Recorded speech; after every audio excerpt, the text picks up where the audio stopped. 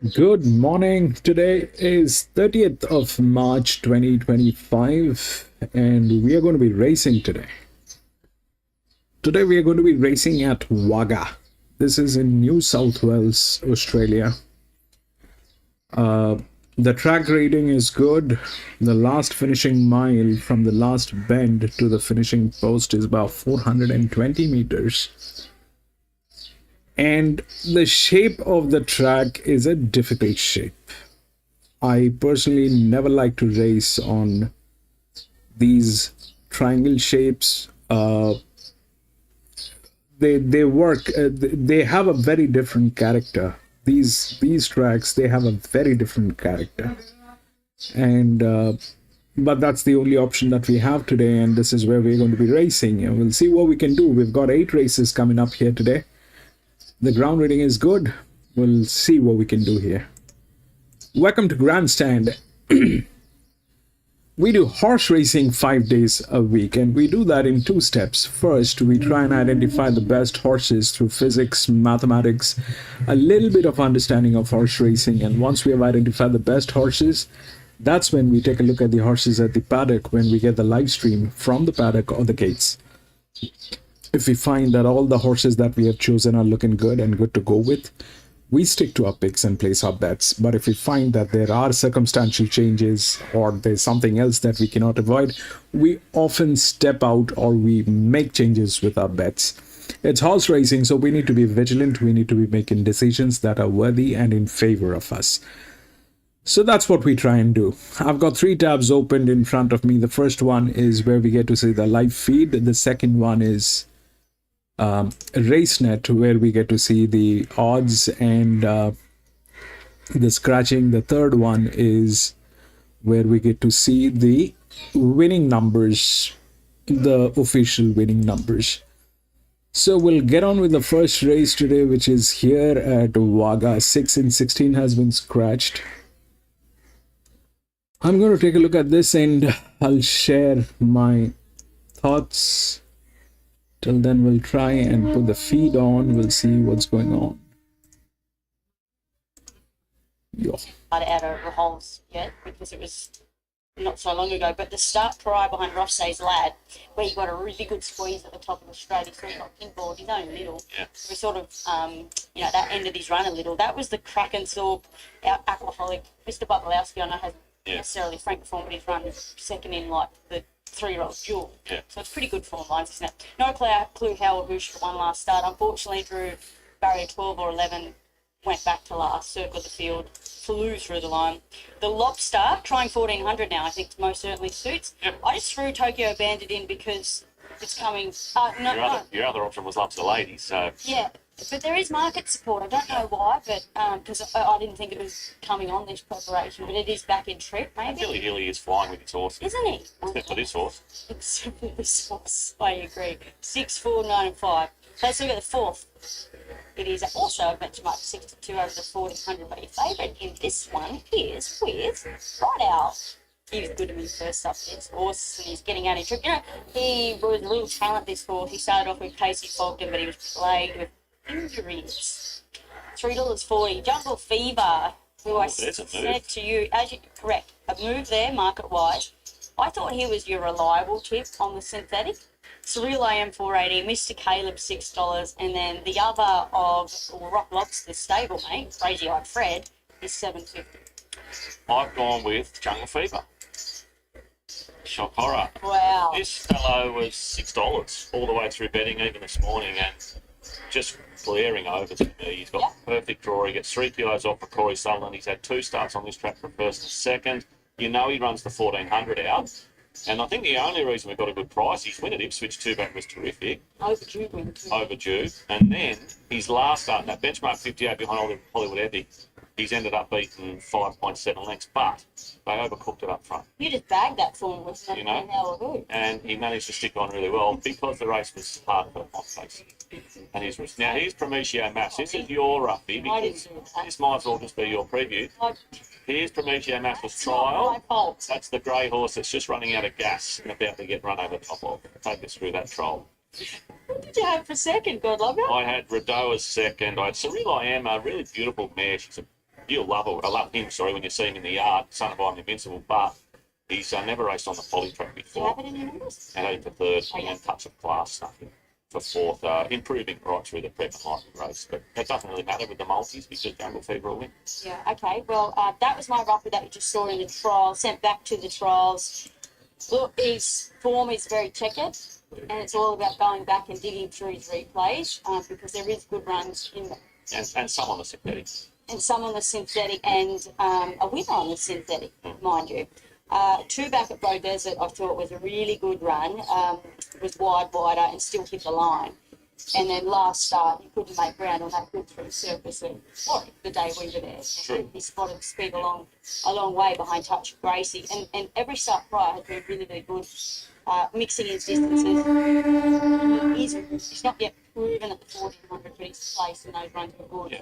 I'm not really. I think they'll go forward on him today. And it's not a tiring 1400 off the poly. That's the good thing about it. When you're stretching a horse that may be a little bit suspect at the trip.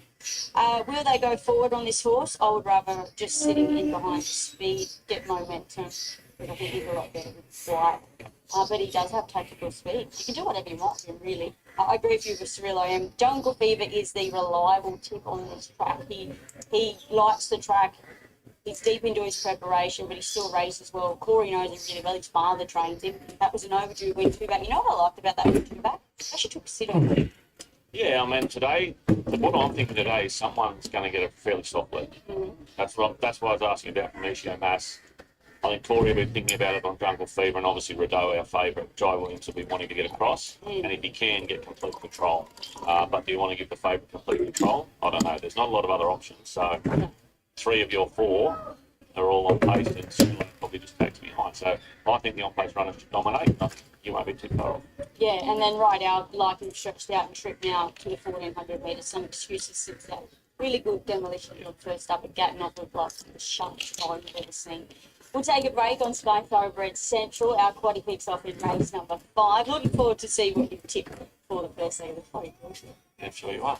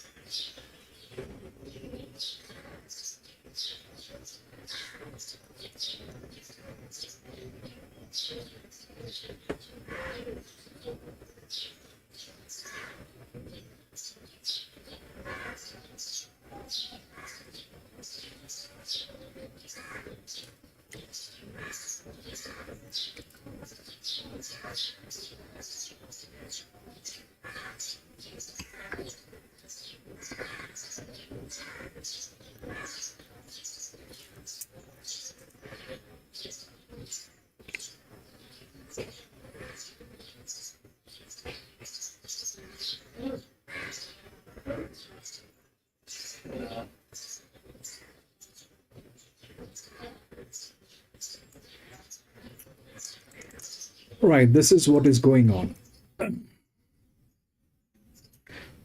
So that if we look through the odds, 5, 10, 13, and 7. 5 is the favorite. Now, this is a maiden race, and the distance is 1400 meters. This one fits into both sides of the rails.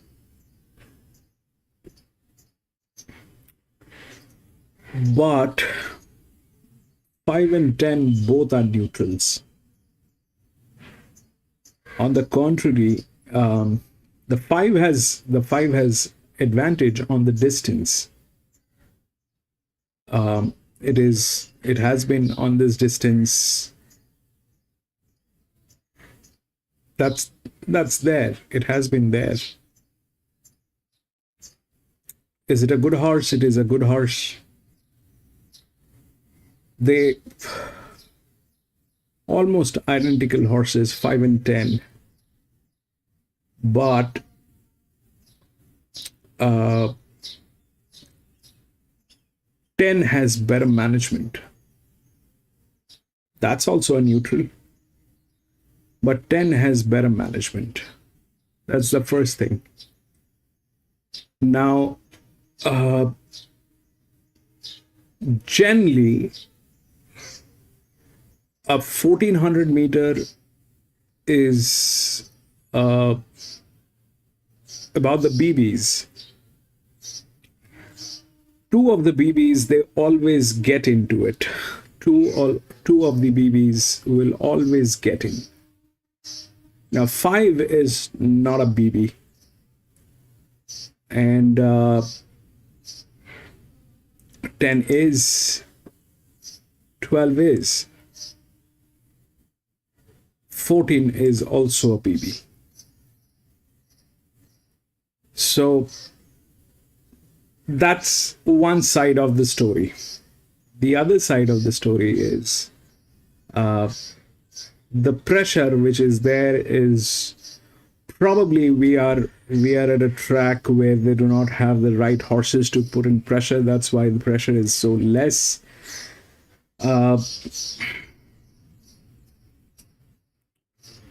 But here is the thing, the best horse is probably 4. So 4 is a check, and the top drift is 15, so 15 is also a check. Now if we try and look, so this is something that I have noticed, that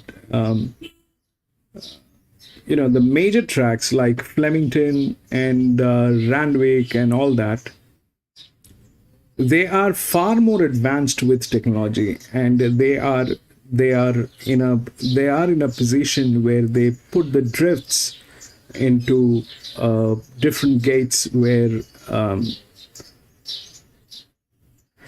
it is if we didn't have the drift, it is going to be very difficult to catch which one is a drift. But here with these kind of tracks, they kind of have they do not have that advanced mechanism to put them into different gates, so they generally tail. So if we look firstly with the 4, because the 4 is the best horse, it has a good jockey, that's there. It's one of the best horses, though it doesn't have any score. It has got 3 races and it doesn't have any score, but that's hands down is the best. It's not within the rails. That's the other problem. Now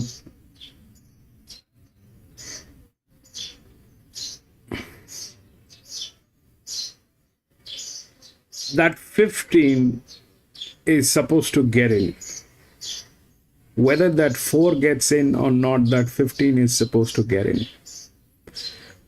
Now, if we look for a match with that, then I definitely like this one. The 10 is better than the 5.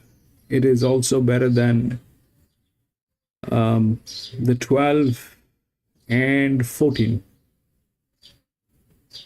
7 and 8 are tailing gates, but this number here is dicey.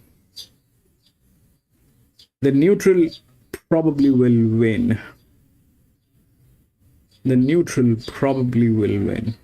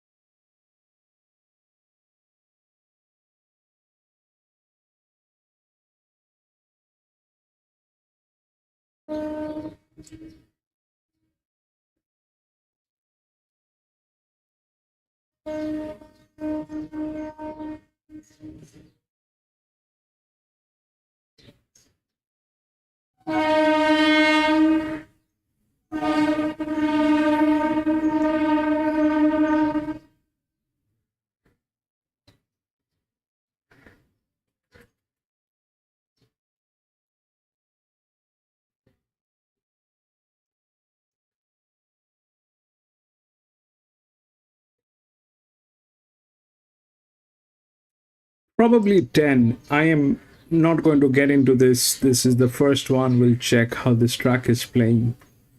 But 5 has advantage with the distance. That's definitely there. The 5 has advantage with the distance. But it's a neutral. And if it's between two neutrals, whether this one has advantage or not, 10 has more strength in this race.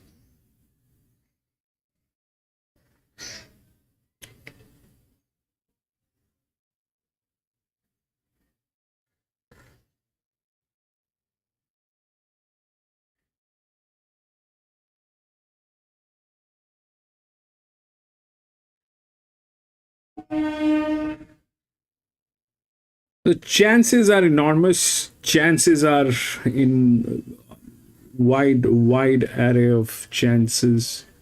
Might just not go with any of the neutrals. That 4 might just get in. It is in beautiful management. It's hands down the best horse. That's a possibility. Or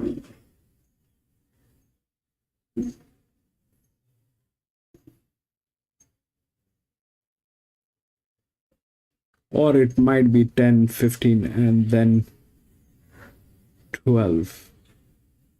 But I am not going to get into this. This is the first one. We'll see how it works, and then we'll take a call on the second one. The second one is probably a better one. We'll take a look at that. This one, I think,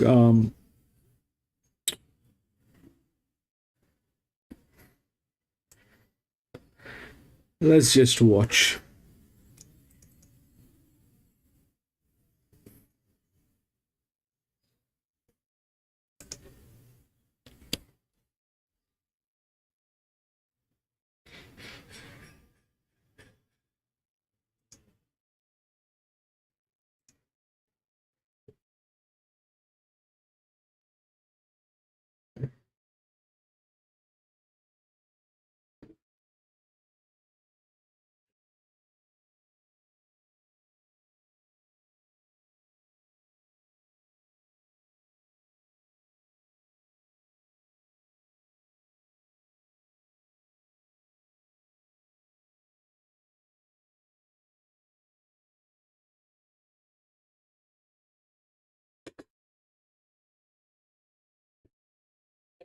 afternoon. So $144 for 100%. We have the lovely Kirsten Duke in the studio helping us this afternoon because of Wellington, of course, being transferred due to that rain, and she'll take you through the Jockey Challenge here for this afternoon's meeting at Sunny Coast. Yeah, and there's Carl Wilson-Taylor, who's a $3.65. Dale Smith at $4.20. Damien Thornton, $5.50. $6 is Corey Sutherland. Montana Philpott, $8. So $11 or more for the rest. A big thank you to you both, Paul and Kian, for your help having a look at the preview there at the Sunshine Coast. A very exciting 8 races to touch on. Getting underway already. Wagga, 8 races there, the first of 8. And this is one of the only places it feels like in Australia at the moment where there is some sunshine. We're starting off with a maiden over the 1,400 metres. Desert Opal, the 260 fave in from 480. Son of Eureka is 360 into 340. Diva, $6 out to 650. $8 Pride of Jezza in from $15. So it's Desert Opal who has been firmed right in the market here for the first. We're going to head over to Graham White, who's ready to preview them. Welcome everyone to racing at Wagga today. We kick off just after 1 p.m. with this 2 East Country boosted maiden handicap.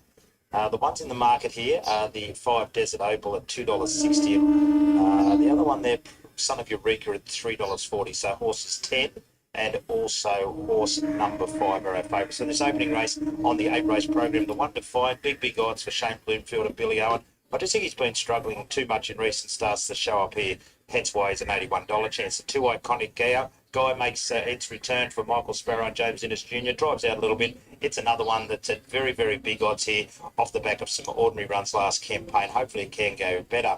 The stablemate is the 3 Zellendale, again for Michael. $71 chance Jeff Panzer rides, had the benefit of 2 runs back from a spell. They've both only been fair, a little bit of improvement in a couple of them, but would need to lift a lot on recent appearances. The 4 is Cinefale, comes out of the Michael Travers yard. It's a $10 chance at the present time, coming off a midfield performance there at Goulburn last start. It's up on the toes, looks quite well. Formerly trained in Queensland, it's had the 3 runs down here, and they've all been pretty good, so just keep it in mind. 5 is Desert Opal, it's our favourite, and Amy O'Driscoll right there in the Jockey Challenge rides, this galloper for Kim Davison. I have it on top. It's had the 2 runs back from a spell, 7th career start today, and racing quite well. Really got me in last start, running 4th there behind a Claire Orson, the horse that ran 3rd, won yesterday. Got the right form, chased home Bon Holler on its return to racing at Albury 2 starts ago, and that was a really good effort.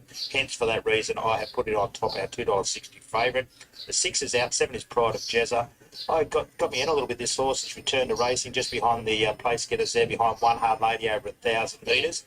Gives the indication it probably wants a little bit of distance as well. So 1,400 metres today is a good step up for it. Second run in this campaign should be hard to beat. The 8 is Prize Zuka for Rob Potter and Brody Lloyd, $26 chance. Draws nicely today. Just hasn't shown a lot in recent starts. Would need to improve a lot on what we saw there last start when it beat One Home at Wagga. The 9 is Run, Raymond, Run. It's a $41 chance. Sean Geimer and Nat Jarvis. Only beat a couple home there at Wagga last start behind 3 Musketeers, and the run prior was also only fair, so improvement needed.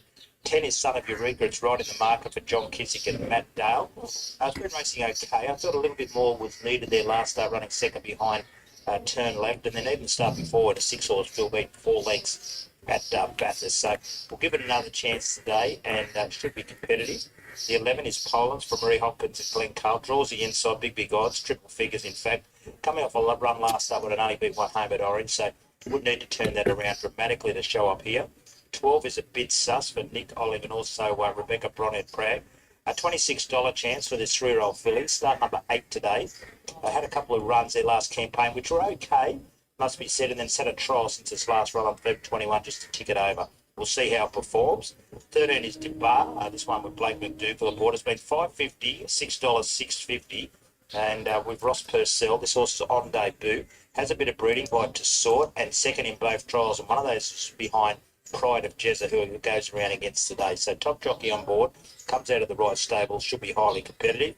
She's a flashy girl, the 14 Lostrious Sock, Doug Gorrell, and the young apprentice here riding this horse, young Southby, is now with Doug. She was an ex-apprentice with Peter Roble, and she's now indentured to Doug for a little while. $34 chance. She's been consistent. never too far away, and she's got that race fitness and race experience on her side. And the 15 Kings are for Jason Lyon and Martin Stein, $26, $34, $23. Had a few runs back from the spell, so a little bit of support for it today, having its third start for the stable. It was okay in a race that might stack up today behind Read My Lips, and a couple of horses that ran second and third in that I think can win later on in the day. So not the worst here, and we lost 16. So my numbers in the first, not confident, not overly keen on this race, but Desert Opal, the 5 on top from the 10, should be hard to beat. The horse number 10, which is Son of Eureka. The 7, which is Pride of Jezza, should be too far away. And the 13 as well. So I've made it 5, 10, 7 and 13. We'll catch up quickly now with Kim Davis. He's got a big week ahead. Of course, he does train Kenny Hill, who's one of the SDRA representatives in that big race at Randwick there next Saturday. And thankfully, they didn't put it back a week for us, Kim, but that race will be on. But we'll talk more about that later on in the day. But you've got our favourite here, Desert Opal, going around. He did enough last start to warrant strong consideration here. Yeah, he's a progressive horse, 3-year-old. We've claimed a couple of kilos. He's finally drawn a gate. He's been another one drawing wide gates all the time. So he should posse up behind the pace today, and he hits the line, so he shouldn't be far away. Finished 4 or 5 lengths off him last start, but it was his closing bit on a wet track. He gets a better surface today. Yeah, he gets through the heavy, but I think he's a little bit better on the wet, but he's also a horse that wants a mile 2000. So, it's just none of those around at the moment for him. So we looked at this race and thought we'd give him a go with that. Draws nicely today. You'd like him to be up there in the first 5 or 6? Yeah, he should possibly up, 3rd, 4th, 5th, right behind the pace and, be a lot closer, 4 or 5 lengths closer. So should be right thereabouts. He had the 6 start, so he's still learning the caper and just getting a little bit better, and he's come back definitely a little bit better since that break. Yeah, the runs brought him on from the other week, and hopefully the market's got it right. They've got him favourite. I thought he might be a little bit longer than that, but he'll be very competitive. It was $4 earlier on into about $2.70. All's well with Kenny Hill going forward? Yeah, it's a bit scary with him. He worked 5 acres. There was supposed to be a heap of rain Saturday, and they opened the grass for us Friday, which was great. And he actually worked the best he's ever worked in his life. So he's just the run the other day's brought him on again. So I couldn't be happier with the horse.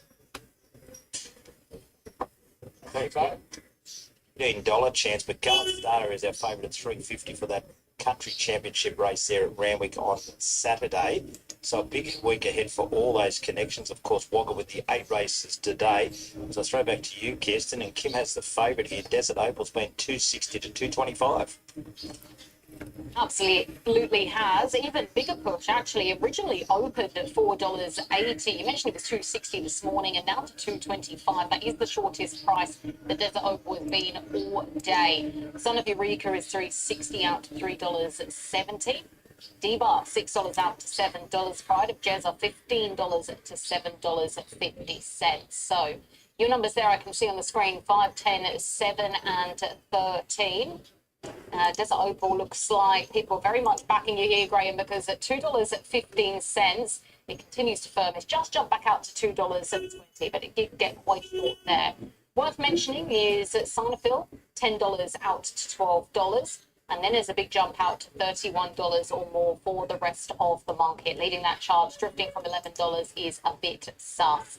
So as you mentioned, all the money very heavily for this favourite in the opener. We're hoping to kick off the card with a win. Of course, 8 races today. And if you are just joining us, punters, a reminder, you're racing on a good 4 from the 1,400 metres to the winning post. The rail is out ever so slightly, so do take that note.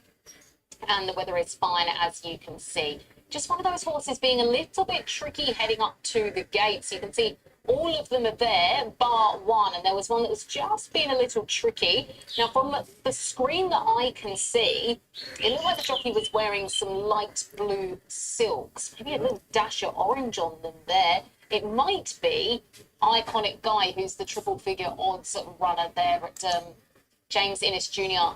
was in the saddle. He's just jumped off, I believe. No, that's him there in the saddle. Okay, so with the blue silks, that must mean it was Son of Eureka, 360 out to 440, which is in that second line of betting. So I do believe that the jockey has now jumped off that horse. The pony managed to get a hold of it, and they've taken it round to the barriers that way. So it's just been a little bit tricky heading up there, but it looks like they're not too far off loading. Graham, as I hand it back to you. Son of Eureka, looks like the jockey may be jumping back on now. Yeah, well, it's in the market, isn't it? It's been 360 to 440, but our favourite, it's the one they want. by far and away, 260 to 210. So Kim sounded fairly confident. It's our favourite, ahead of the 10, which is Son of Eureka, around to 440. And then we go to the 7, Pride of Jezza, who's really good, it must be said, resuming, $9.50 to $7. So this is the first of 8 races today. Anthony Manton, our caller, is with Son of Eureka, repeating that meeting at Nowra tomorrow is no more. But fortunately, that meeting that was supposed to be at Wellington for that huge meeting up there, Wellington Cup Day today, has been rescheduled for tomorrow. So there's a lot of changes as well. And obviously that meeting from Sydney at Rosehill there on Saturday will be held on Tuesday as well. So a lot of changes, a lot of meetings washed out, but we've got to expect it sometime. So back here at Wagga, we're on that good surface today, about 24 degrees. An important meeting leading into the Wagga Cup Carnival. The Wagga Cup Carnival about 4 or 5 weeks away. 2 weeks from today, the carnival will start on a Sunday meeting. We'll have those important preludes up. There we go. Coverage starts at 11 a.m. on Tuesday. So on Tuesday, a couple of days' time for that stakes day. What a meeting that will be. All those horses heading towards so many big, important races. So great to see that meeting rescheduled for Rosehill there on Tuesday. So we are definitely going to run well after the advertised starting time. But if a few meetings are called off today, it won't be a problem slotting all these races in. The only other meeting that we'll be covering on Sky Thoroughbred Central today is the Sunshine Coast meeting as well, where Kirsten and Paul have already done their preview, and Josh Williams will call all the action. 2 minutes past the start. The 5 Desert Opal is our favourite. Just continues to come in, actually. It's into 210 now. You could have got $4 earlier on this morning, but it's come right in. $4.80 it opened into 260, 210, 210. This looks its race. Amy O'Driscoll, one of our favourites in the Jockey Challenge. John Kissick was at $4. Now it went to $3.50, and then Amy was $4 and went out to $4.40. So they're the main two in the Jockeys Challenge. Amy rides this one, of course, for Kim Davison, Desert Opal, and John Kissick's on Son of Eureka. So they'll go head-to-head here, our 2 favoured jockeys in the Jockey Challenge. A little bit of news. John Kissick that rode Ascot to victory there in the Aubrey City Handicap. News coming from Doug Gorrell that Ascot will head to Melbourne. I think it's Ballarat or Bendigo, one of those places, on about April 12 for her next start. Of course, she did win first up in that City Handicap. And that meeting at Albury that was supposed to be the next day, great to see Racing New South Wales and the club put their heads together and come up with an alternate date. Yes, it's probably not ideal, but yes, it will be on. And importantly, that Big Dan's eligibility race for the Albury Cup will be held on Thursday, April 19. Plus most of the other races, they did put 2 races off the program. I think it was the English race and the Guineas were the other 2 races off. So 3 minutes off the start. We've still got 5 or 6 off the back. Desert Opal, our favourite, at 220s. We'd have Anthony Manton on the first of the big day here at Wagga. Pride of Jezza, one of the locals for Gary Coleman and Holly Vernon. So 3 to load, Lost Your Sock. About to come up. Defying and Son of Eureka. So we're nearly there. Lost Your Sock comes forward. So 2 to load now, Wagga race 1. Probably been standing there for a few minutes. Just on 4 minutes past start time. Defying about to be brought forward. Son of Eureka, the last one. Okay, we're nearly ready. The Tooheys Country Boosted Maiden 1400. First favourite is Desert Opal. Kim Davidson, Amy O'Driscoll's got the white jacket with the orange cap. It's gone in close. Big fields all day at Wagga. We're about to get underway. No, Son of Eureka's not ready. Son of Eureka. John Kissick takes a bit spot. And we're close to the first of 8 at Wagga on a good 4. Ready. They're off now.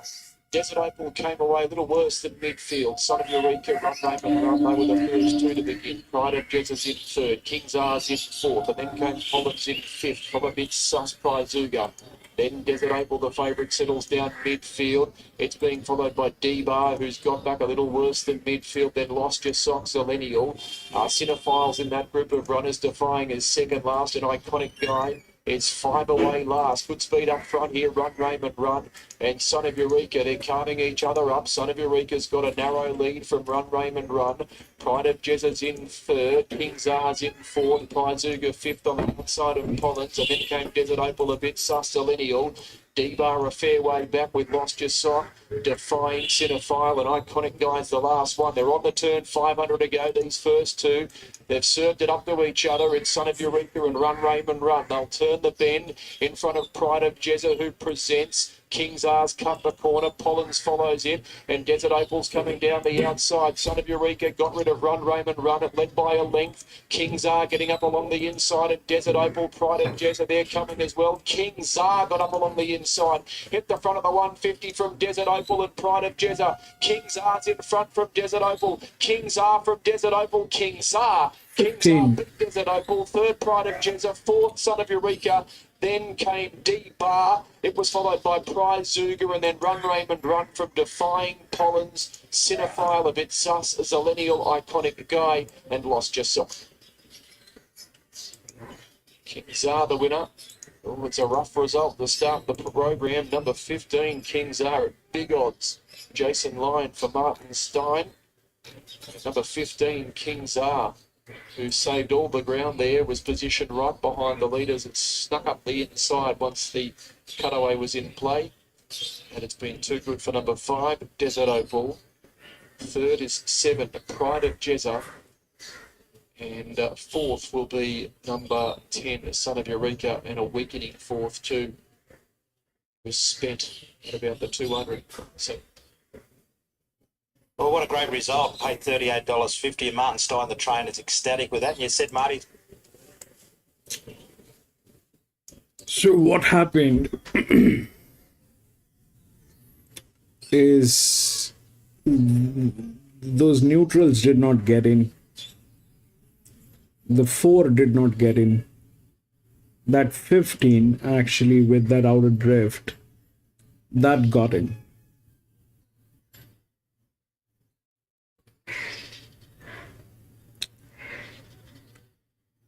So 15, 5, 7, and 10. 15, 5, 7,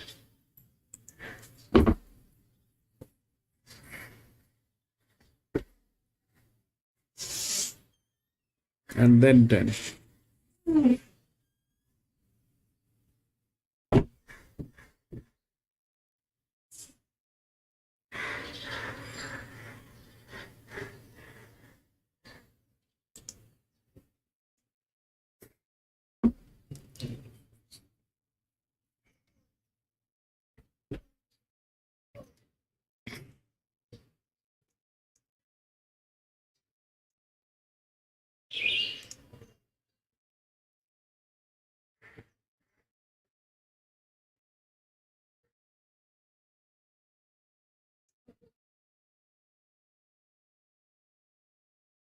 Ten, 1, 4, and 3.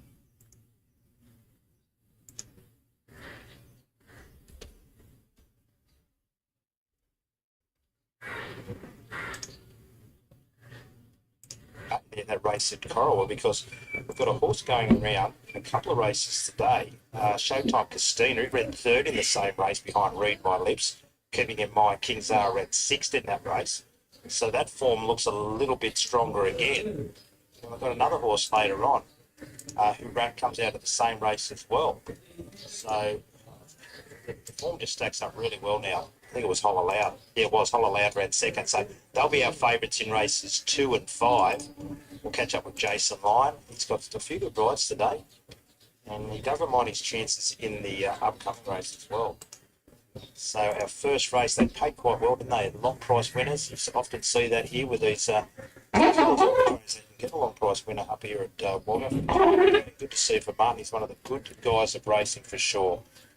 He loves his races. The Kings are paid $41 and $7 a place. Desert Opal $1.26. Had every possible chance. Good ride there by the young apprentice. Pride of Jezza $1.50 and Son of Eureka running fourth. So 15, 5, 7, and 10. Won quite easily on the end. Desert Opal was just wanking away. No excuses for the others. And I think maybe Pride of Jezza can be the one to follow out of the race. As I said, Jason Lyon with a few good rides later on in the program. Our feature race today goes around later on to race 4 on the program, where Arthur the Great is our favourite. They had bad luck with this horse at over the carnival. Was supposed to be at Goulburn there last week, and the stablemate Villosaurus was supposed to go around at Albury twice and then Goulburn last week, but it'll be our favourite for our feature race today. So Jason Lyon, widely travelled jockey, will catch up with him fairly quickly. He'll be happy about that performance, and he's ridden for a fair few years now. He's in Adelaide for a long, long time, and he's always fairly confident. He wouldn't have been shocked with that horse winning for sure. But good to see that horse win for Martin. Yeah, cheers. So thanks, Whitey. He's good win. It's like a bit of a mention to Josh Loy and his girlfriend Charlie. They've just come back down to Albury and they've been doing a good job on this horse, get him to relax. As you've seen, he's still doing a few things wrong, getting his head up a little bit, but he's strong through the line. Great start of the day. Well done, Jay. Yeah, there's Whitey. Cheers. Yeah, terrific effort by that horse at big odds as well. So we're underway here at Wagga, Kirsten, with that long price result by that horse getting the job done. King's in our opener here at Wagga. Yeah, very unexpected win there, but a very well served one there with King Czar at massive odds there under Jason Lynn. Big odds, $30.80 on the New South Wales, $38.50 Super Tab. Utah, 41.40. My word, held off Desert Opal, who was brave in defeat, $1.30. $1.60 Pride of Jezza. Son of Eureka in the fourth spot. 15, 5, 7, 10, your numbers for the opening race at Wagga. The first of 8 will take a break. Not far off, kicking off at the Sunshine Coast.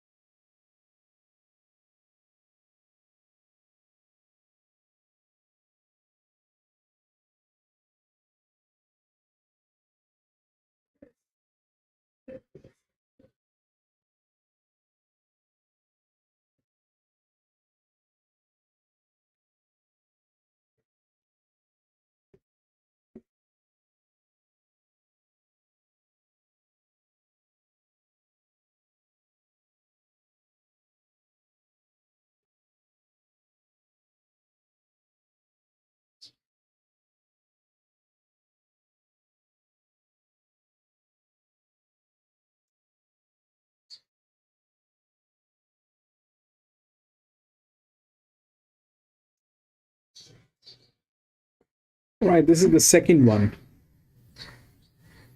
It's a 1,000-meter maiden. If we look through the odds, it's 10, 1, 4, and 3. 10 is the favorite. Now, 10 is the linear.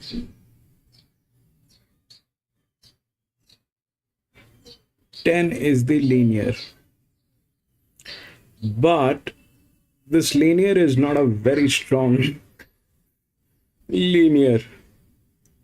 This linear can be challenged by anyone.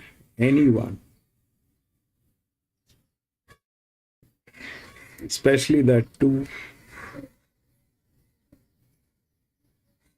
That 2 is from gate number 13, but it is very much capable of challenging this 10.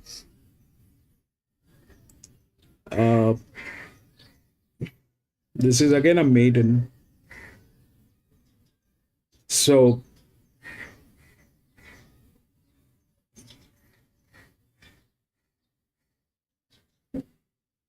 see, the thing is,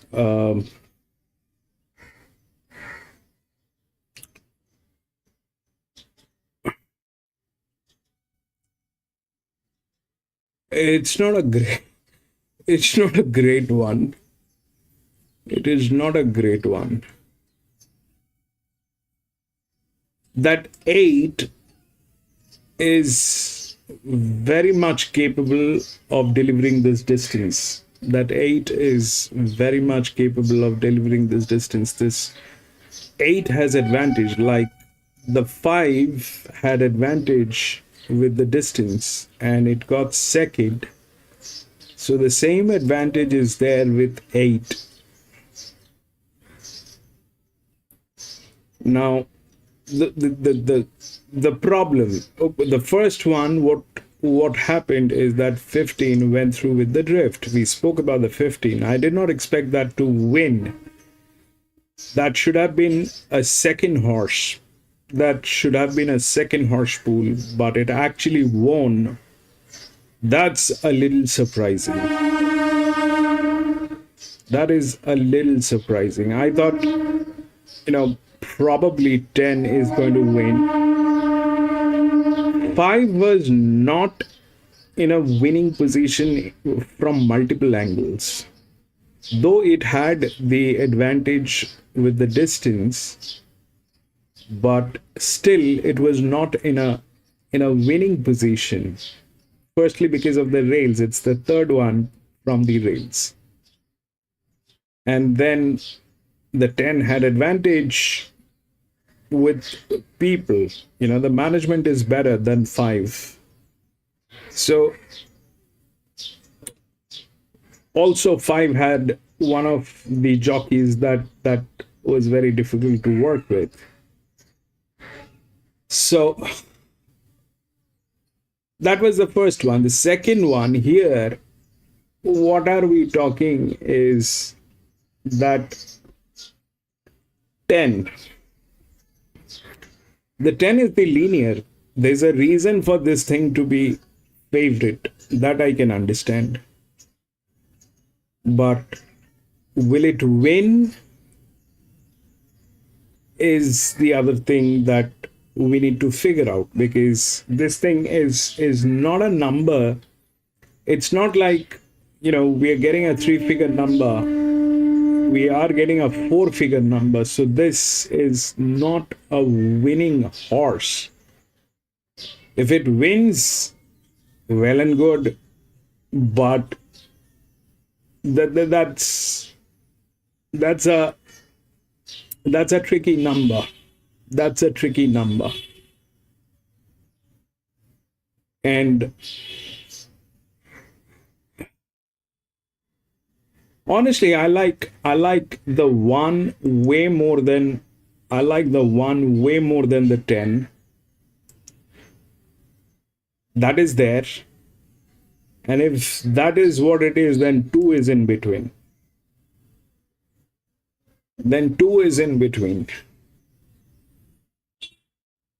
That's one way of looking at it. The other thing is,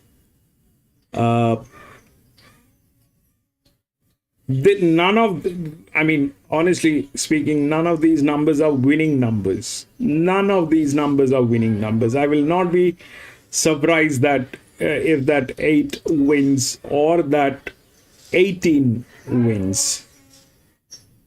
The 8 and the 18.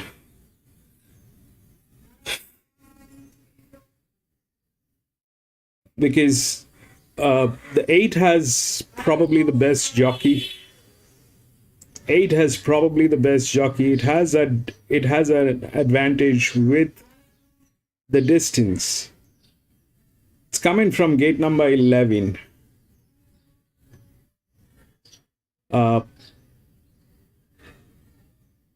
1 is good, but the problem is this is not a delivery number. So what happens basically is we speak about a lot of numbers here, but the problem is when we look at the numbers are the numbers they basically represent certain factors, and the so if you consider a straight line, all right, let's say there's a straight line, that's a straight line. Now you draw two curves, one on the upper side of the line and then another curve on the downside of the line. So the upper curve is the outer drifts. The lower curve is the linear drifts. All right. Now, how that works is something that I'll probably explain some other day, but that's more or less the theory. And these are drifts. None of them are linears. If we call that a linear, then this one is very much exposed. It's 1,000 meter. It's very much exposed. And that's my thought. I am not going to get into it. The one is better in every terms. The one is better in every terms, but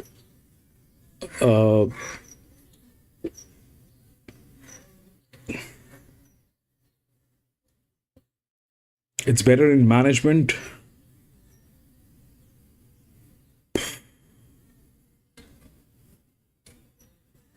And I will not be surprised if that happens, if that 18 goes through. That 5-year-old mare. This is placed right below the linear. That's the smallest number. If this one was not there, then this would be the linear. That's the smallest three-figure number that we can get. It has a good jockey. It's a maiden race. It's a maiden horse. It's one of the best maidens.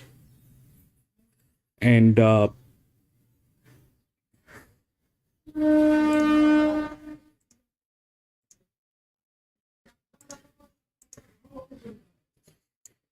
that's the highest advantage. This is a 21% pressure. This is a 22% advantage. It's a 21% pressure and this is a 22% advantage on 18. I'm not going to go with it, but those are just the possibilities. Those are just the possibilities.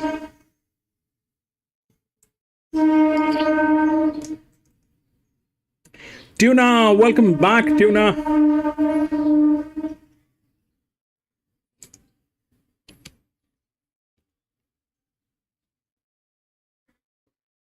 Over that ground.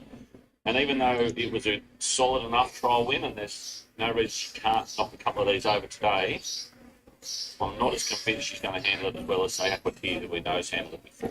Mick Lakey has the 6 sidled, Matty Wishart.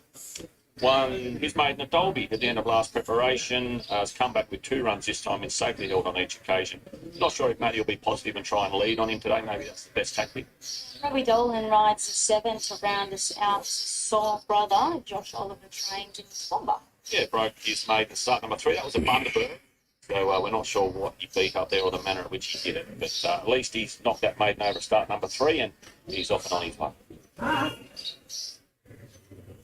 Okay, the sun is out here at the sunny coast as we get our first race underway, and marvellous work to get this meeting transferred nice and early in the piece. So everybody knew what they were doing, and trainers most certainly could utilise their options a lot quicker, and that way we get better quality fields, don't we, Joycey? King Spirit, our favourite here to kick things off, and even money. I always think him and Monty are a good pair. Like, there's not a lot of size about him, and What she's unassuming, isn't she? She's only little, but she's very, very strong and only getting stronger as she gets that race fitness back now too.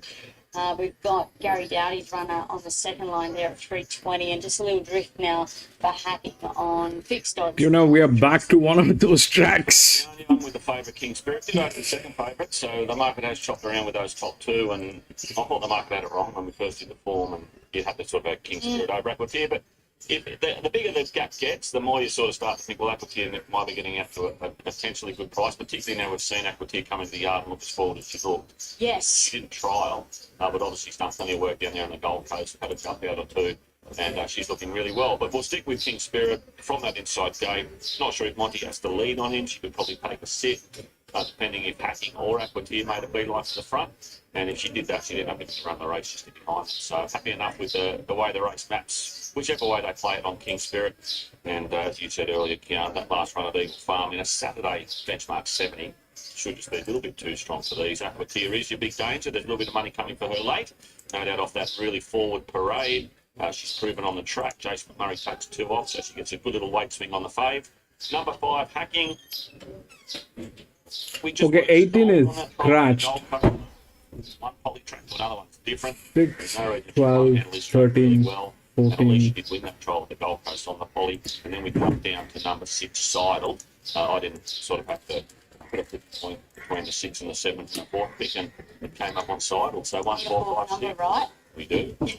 Otherwise the screen goes haywire. It doesn't work. So 1, 4, 5, 6. I am 1, 4, 5. Also with King Spirit.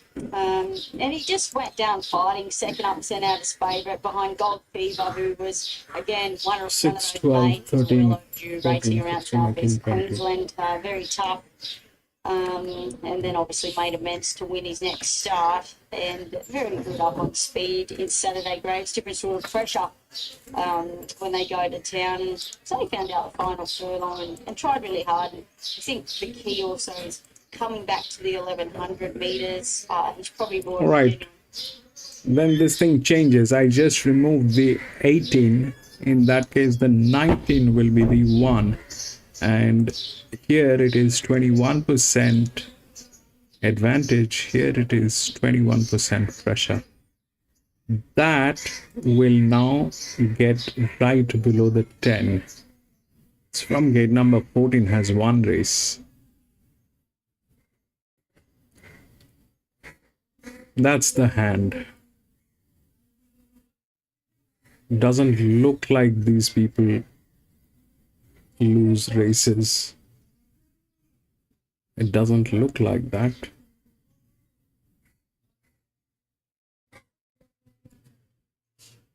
That 19.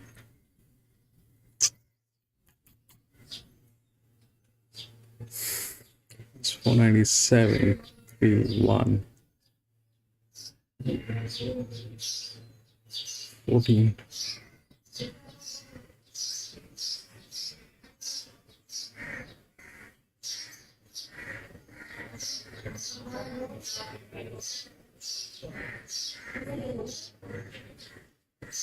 I'm also not sure why that 2 is not there, because now you see it is making sense.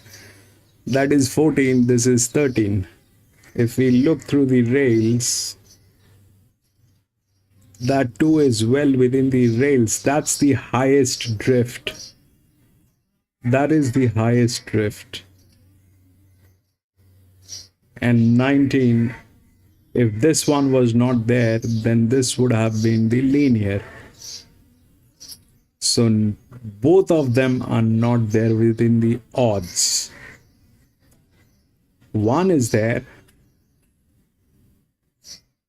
10 is the favorite. 2 is not there within the odds. And 19 is definitely not there within the odds. But that's how it looks like.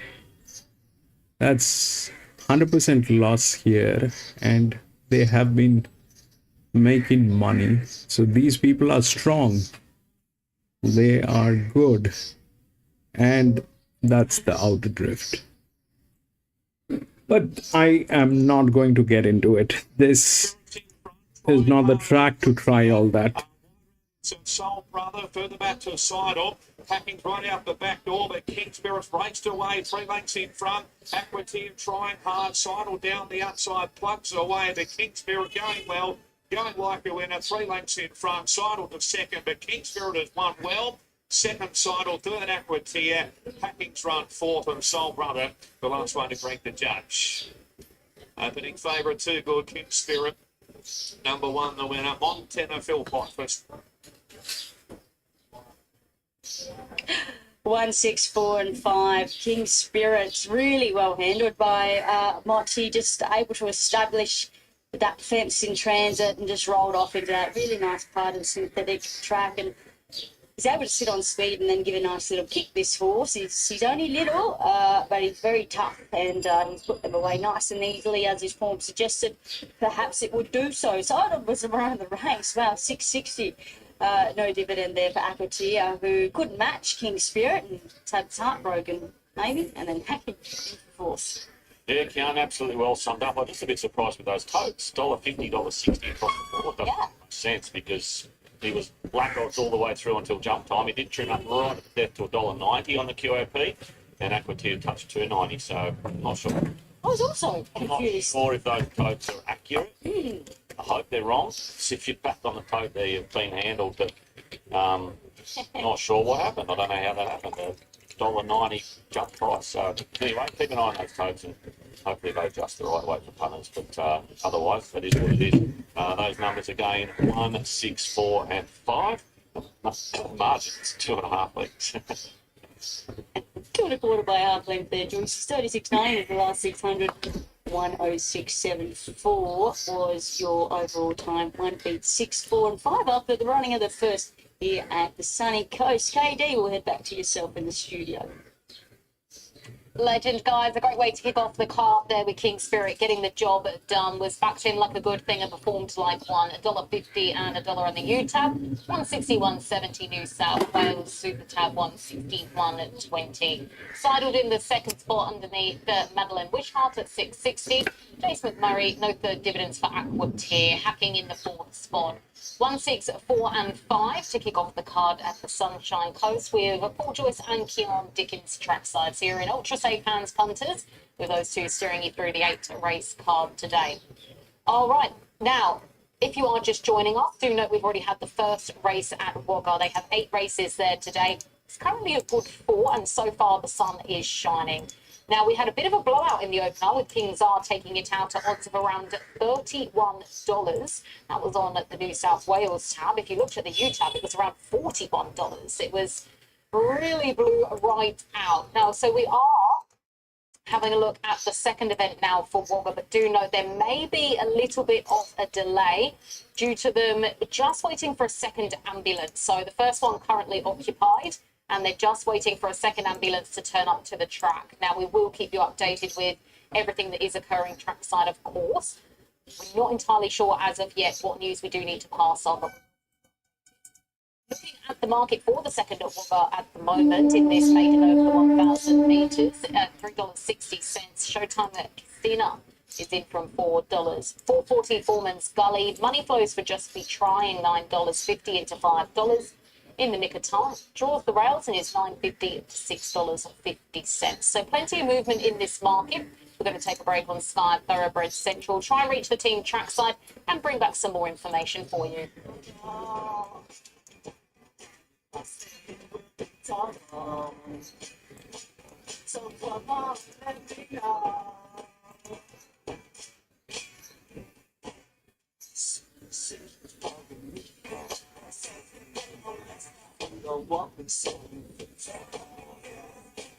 Exactly who I'm supposed to be. Don't know which clothes fit me. Come on and let me know. What little should I know?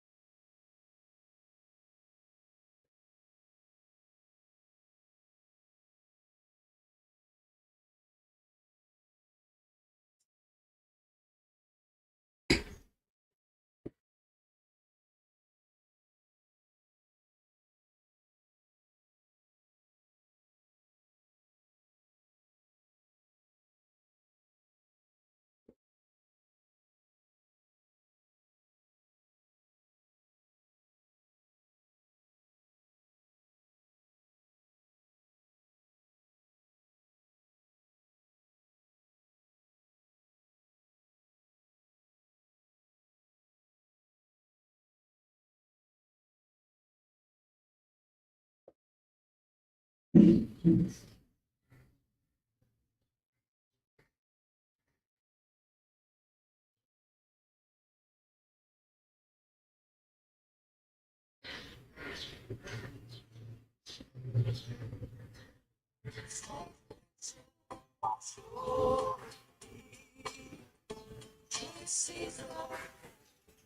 you very much for joining us on this Sunday on Sky Thoroughbred Central. As you heard just prior to the break, there is a slight delay at Wagga regarding needing a second ambulance to turn up to the track.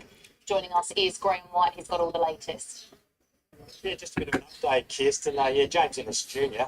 He just had a few pains in the side of his chest. Actually, I was talking to James Ennis. He seems okay, but he said he just feels completely exhausted after that first race. And it revolves around an incident that happened to him recently, and he said it's just sort of taken the wind out of him after that first race. So he's been looked at by the ambulance officers. They're just waiting for a second ambulance to turn up and take him off to hospital. So as soon as that does arrive on track, we'll be able to get underway for race 2, where Showtime Christina is our favourite runner for Heath McLean. So our first race today was taken out by a long price runner, and a bit of form comes out of that race now because we've got our favourite in the next who beat at home last start. But when we get underway, is anyone's guess here, but I would estimate maybe in 20 minutes' time, Kirsten. All right, let's have a quick look at the market. This is how it stands at the moment ahead of the second event at Wagga. So over the 1,000 metres in this maiden, it's Showtime Casino, who remains the fave at $3.10. I mentioned prior to the break, it was one of the market movers in from $4.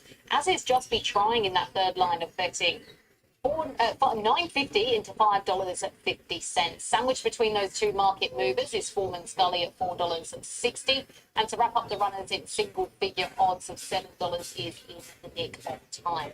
So 4 runners in single figure odds there. Just we have some time up our sleeve.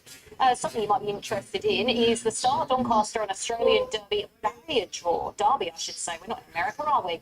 So this barrier draw is going to be held at Rose Hill Gardens on Tuesday, the 1st of April. That's in the Musgrave Room. So following the last race on Tuesday's postponed meeting, we are going to have the final fields for the Group 1 $4 million, the Star Doncaster Mile, and the Group 1 $2 million Australian Derby. So it will be delayed until the running of the Toyota Fort Leeds Tulloch Stakes, the Selwood Stakes, and the Racing and Sports Doncaster Prelude on Tuesday. So acceptances close at 6 p.m. on Tuesday, the 1st of April for these races. So that means the barrier draw will commence at 6:45 p.m. So very exciting stuff, all coming from the Australian Turf Club. All the connections, trainers, owners, our media from Sky Racing will be there to make sure that you've got all the live coverage for the barrier draw. So exciting times ahead. It was disappointing, of course, that there was delays from Rose Hill at the weekend, but it's great that everyone has managed to scramble and get the job done before Tuesday's meeting. All right, we're going to take a break next on Sky Thoroughbred Central. As we heard from Graham, it's still about 20 minutes probably until we're headed back to Wagga for the second event. Hopefully there won't be too much of a clash between them and the Sunshine Coast.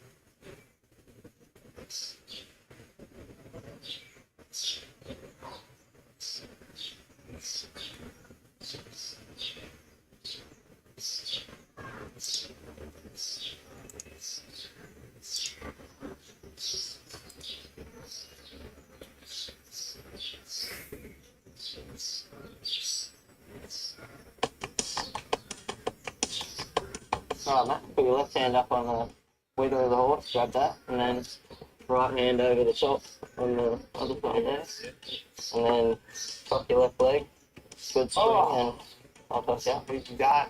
Give me a spin to what you feel you had holding the turn.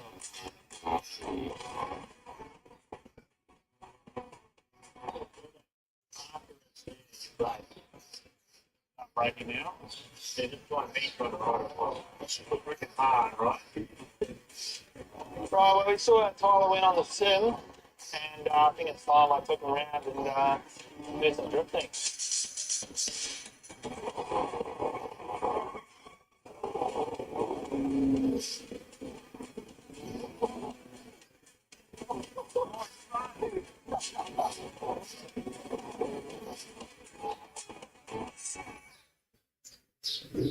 Expect it all. Well, that absolutely really summarises the Sydney Autumn Carnival, doesn't it? It is fun, it is thrilling, it is fast. Now, let's have a look at Wagga Race 2. It's moments away.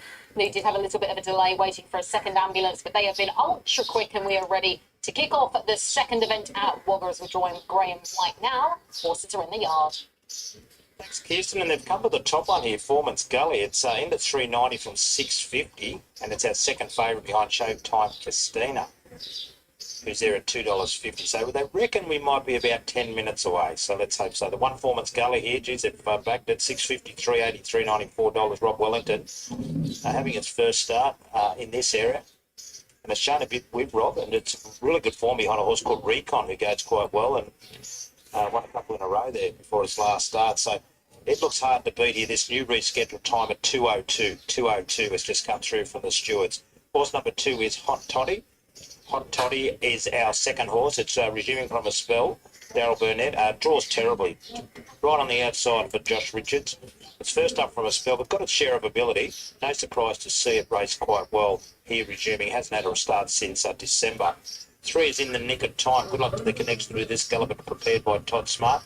Importantly for its debut, this young horse, Big Bed McAllister, leading it around there. It draws the inside, so it'll just have to follow the fence around. It's had 3 trials. Nicely bred horse by Nakoni. Great people in the ownership. Hopefully it races well for him. No support for it. We'll just see how it performs today. It's at $9.50. The 4 is a horse, I think, of the debutants that can go quite well, just being trial. It's been $350 out to $850. Kerry Weir with 3 horses on debut today, and this horse with Jeff Penzer aboard. Went back through its trials, and one of them was terrific behind Canberra, who was 2 from 2 at the time, then went on to win a highway. So a lot to like about this galloper, who's by Denman, raced by the Hardys. Now, James Innes Jr. was to ride this horse, but he's been replaced by Jeff Penzer on a horse that is in the market. Just got out in the drift a little bit, but the trial was good. 5 is Majestic Rocker, prepared here in Wagga by Danny Beasley, the former top jockey. Sean Guyver rides his horse. Another debutant by El Rocker. Draws out a little bit, but the trial was good. It comes out of that trial behind One Hard Lady. It was beaten 5.4 lengths, but I didn't mind the way it went about its business. It's been well educated. Danny, of course, into the early stages of his training. He's just got a couple of young horses kicking off, and this is one of them, Majestic Rocker. 6 is Scratch. 7's a horse I really like to see do well for connections. They've been with this Ross Purcell stable for a long time. Paul Sweeney and his fellow owner there. Holly Dernan rides his horse. The Sweeney, it's called, well known by Sizzling. And it's had 2 trials. I loved its last trial. Wasn't beaten far at all. A big improvement on its first trial there. So the Sweeney on debut as well. It's by Sizzling. The 8 is True. Draws out a little bit, but it's a $17 chance. It's had those few runs in now for Blake McDougall and Michael Travers. Would need to improve a bit on what we've seen today. The 9 is Salt Clay for Kerry Weir. Big odds, $101. David Butler rides. Big odds, and entitled to be so off the back of only some ordinary performances. So we'll see how it performs today, but would need to improve. What we saw at the trials went well and truly beaten. The 10 is our favourite, Showtime Christina. John Kissick rides. Now, it's come for really good support. It's into 230 from 440, opened at $4. So 440 to 230. It's a deserving favourite. Comes out of the same race as our first winner at Corowa there, Read My Lips. So it ran 3rd, the other one ran 6th. So a lot to like about it. Excuse me. Iconic Rose for the Doug Gorrell stable is on another one who's only in the early stages of its career after a trial there. Well beaten, raced by the Rose and Green Racing. It's out of a mare they race called Jessie Smith by Prized Icon. But from a wide draw, first start, home track, we'll just see how it performs. We then go down to the 15 Stormy Woo. It's a stablemate of our first winner, Martin Stein and Amy O'Driscoll, $151. Third up from a spell and yet to be placed in 4 starts. 16 comes out. The 17 is Squeaking, another one from Michael Travers, out to $61. This horse is just at the 2 starts in Victoria, but this is its first start for Michael Travers. We'll see how it performs. And the last one here, excuse me, is the 19 Rubber Dub Dub. Jason Lyon won our first, and Heath McLean's got the favourite. And this horse is a $13 chance, draw barrier 14. Didn't show a lot on its debut, but the trial before that was quite good for this galloper by Sir Prancelot, and no surprise to see it running the improved race, and at the present time it's around that $13 mark. So I like the 10, it's got the right form, Showtime Castina. I put it on top from Foreman's Gully, the 1, the 2 Hot Toddy, and the 4, which has just been tried. One of the few debutants here, Kirsten. And that summarises the yard there for the second at Wagga. Let's have a look at the market while we have some time up our sleeve. There's still a couple of minutes until the horses manage to make their way up to the barriers. You can see one on the pony there. A couple of them just cruising up to the start, which is nice that they're so cool, calm and relaxed. That's exactly how you want them ahead of the race. You don't want them flying off to the start and using up all their energy before the race. We don't want the race before the race, let's put it that way. So it's a Showtime Castina, the favourite, who's on the pony there. Those red earmarks on the pony very much doing the job for this favourite at $2.30. It's firmed in from $4. Foreman's Gully, $3.70 out from $4. In that third line of betting, Just Be Trying has drifted back out, which is really surprising. Opened at $9.50. Actually got to as short as $3.50 this morning and is now up to $8.50. Continuing to drift is In the Nick of Time, who draws the rails, $9.50 out to the $10 mark. $13 Rubber Dub Dub. Hot Toddy, $9 out to $14 at $15. Solid around that price at Majestic Rocker. So the favourite at $2.30, Showtime at Castina. She has well and truly been knocking on the door for a win, hasn't she? I'm not surprised she is the price she is, and I'm not surprised she's on top for you, Graham, in your late mail. So 10, 1, 2 and 4 your numbers. Showtime at Castina. 5 career starts for 3 placings. This 4-year-old mare has had about 3 weeks in between these runs, and I'll tell you what, hopefully today, Graham, she is the bridesmaid no more. Yeah, we'll hope so. We saw a little bit of a rough result there in the first round, or a big upset result. Well, Desert Able, our favourite, going under. But King's A was able to win it for Jason Lyon and Martin Stein at $41. So, look, these are the races where there's probably likely to be an upset with so many horses just working through their grades. We've got a few horses on debut, of course. One of those is the Sweeney, who's big odds, well-named horse. And we've got the horse for Dougie Gorrell as well. It's at big odds, $151 for the 11 Iconic Rose. So, good luck to those connections. And In the Nick of Time's on debut, it's $5 out to $10. And just been trying, I think it's the best of the first starters on what we've seen in the trials. $3.50 out to $8.50. So it did open at $9.50, then $3.50, but it's continued to get out. So these horses are on their way around at the barriers. James Ennis Jr. not riding for the rest of the day. He's just had a few bit of a pain in his side from an old incident there. And Jeff Panzer has picked up his ride in this race for Kerry Weir in this debutant, Just Been Trying, a good name for a horse as well. Well, the field is assembled for that country championship race at Randwick on Saturday. So much to look forward to there. Can't wait to get up there and just take it all in. It's such a great concept. That many people are excited. So that many people are excited about it, and a lot of associated events as well. But Showtime Casino is right in the market here. It's our $2.30 favourite, and it's prepared by Heath McLean.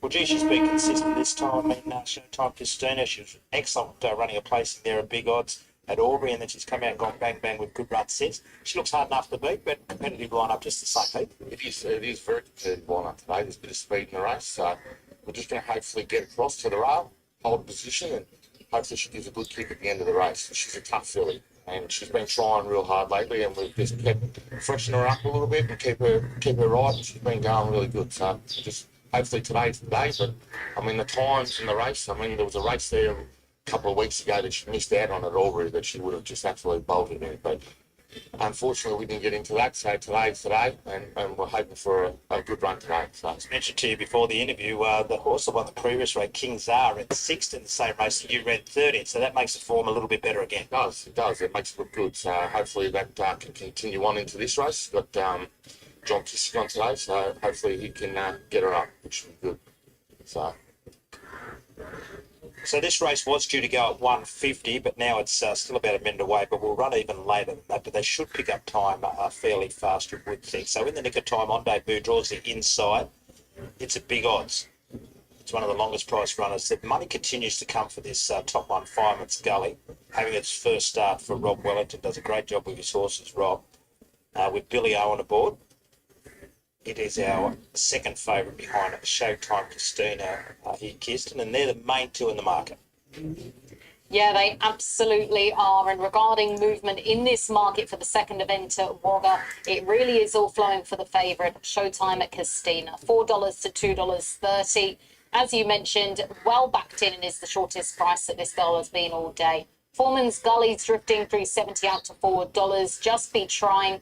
That's a funny one. $9.50 into $6.50, back out to $8.50. So a bit of movement there. I don't think punters quite know what they're doing with Just Be Trying, but the only consistent firmer in this entire field of horses is the favourite, Showtime at Christina. 5 career starts for 3 placings. Let's see if she can get the job done on this final occasion. Queensland down with a 3 kilo claim after winning 5 races up there in Queensland. Okay, so the National Sky One's with us. They load here for Wagga race 2. Now just for our Sky One audience, this race due to go 2:02, so we're on start time. Next one's at 2:30 and then back on time. The Sweeney comes forward and Rubber Dub Dub is the last one. So they've loaded pretty quickly here. Rubber Dub Dub, last one. Showtime Christine is the favourite, number 10. Field set here for the Australian Grain Technologies maiden. Ready for the second Wagga. Showtime Christina in the white with the black. It's the favourite. She's pretty fast. Stand by. For the signal. EG bunch there at the 1,000. They're off now. Showtime Christina missed the start, missed it badly, and Salt Clay was out the back. The first one to begin was Foreman's Gully, and Just Be Trying quickly alongside into second. Showtime Christina picks up, gets to third. Then came in the nick of time from Squeaking, and then the Sweeney from Stormy Who. They're followed then by Salt Clay, who picks up. Majestic Rockers hard ridden from 2 in the second half of the field. Hot Toddy is third last. Iconic Miss is second last, and Rubber Dub Dub is the last one. Foreman's Gully, 400 to go. In the nick of time, got off the leaders back. It's there at the right time. Just Be Trying, and Showtime Christina's coming down the outside. Foreman's Gully, 200 to go. In the nick of time's got its head sideways. It won't run straight. Foreman's Gully's going well. 150 to go. It's 3 in front. In the nick of time, won't get it. Nor will Showtime Christina, and Foreman's Gully and all the way when it's walked in. Foreman's Gully by 4. In the nick of time's run second. Showtime Christina's run third. And then came Hot Toddy from Rubber Dub Dub. They're followed by Squeaking, Iconic Miss, Majestic Rocker, and then came 2 from the Sweeney. Just Be Trying a long way back with Stormy Who, and the last one was Salt Clay. Foreman's Gully far too fast for them there. Billy Owen for Rob Wellington straight to the front job, and it never looked like being beat. Number 1, very fast horse. Yeah, what a good performance there. It was well supported too, Fireman's Gully, who's prepared by Rob Wellington. First start for Rob, previously trained by the Hay Stable. That was so easy. It's won by panels. Good run by the debutant there in the nick of time at 290. Our winner at 450 and well supported. And Showtime Christina had every possible chance, but they gapped the others, but the winner had 4 or 5 legs on the second horse. Terrific, Rob. Yeah, it was. It was great. He's a very raw sort of a horse. On his work Tuesday morning, we didn't know where we were with him, but he's done all the work before. That was really good. We got him off the Hayes, as you said, and he's a lovely horse, and I think we do the settle a little bit. He's going to be a nice horse. Well suited to around here, and we've got that rescheduled Albury Cup Carnival, so you'll be quickly having a look through there and see what's up coming up. Yeah, I will now. I haven't had a lot of runners lately, so it's been good to get one up and get one going. It's been great. It's a terrific result for you. What about Super Sunny Sea later on? He's so honest. Yeah, he's drawn the outside. We've got a young apprentice on him, and young Glenn, and he'll ride him well as well. probably try and jump him out, see if we can get across a little bit, but probably 3 or 4 pairs back and hopefully we can get home strong. What about the owners here, the Woods family? In Sunny? Yeah. This horse, yeah. So there's a lot of owners in the on board, and they'll be very, very happy. Well done, Rob. Very happy for you. Thanks very much. Terrific. Robbie Wellington there, trains there at Albury and always pretty handy with a horse or two, and drew nicely, just was right up there on the speed and comes out of that strong race behind Recon and paid around that $4 mark distance. So a good result for all concerned. It wins at its first start for the new stable. Great news for owners and connections there. Foreman's Gully under Billy Owen. It was a confident ride, leading from post to post, $4.50, $1.40, held off in the nick of time to 90. It was a horrible watch for favourite backers with Showtime Christina. When it managed to miss the jump, you just had your head in the hands. It was so disappointing. $1.20 in the third spot, Hot Tubby in the fourth. So 1, 3, 10 and 2 in the second at Wagga. There are your numbers. And all honours to Foreman's Gully there for trainer Rob Wellington, $4.50, $1.40, and Billy Owen. So what happened is 1 was definitely better than 10. That happened. 3 came in. 10. And then 2 with the outer drift.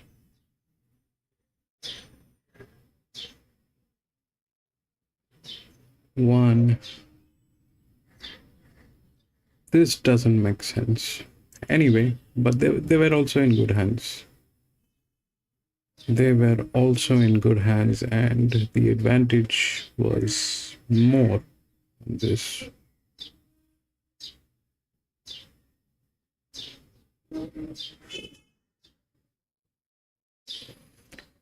They don't have stock here. They don't have stock.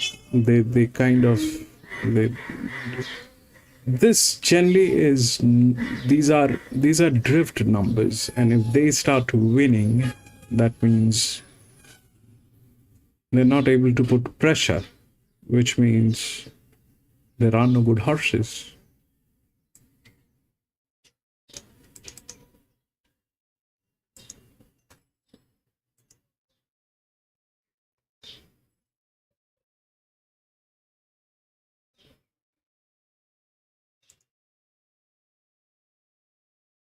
Five, 4, 6, and 3.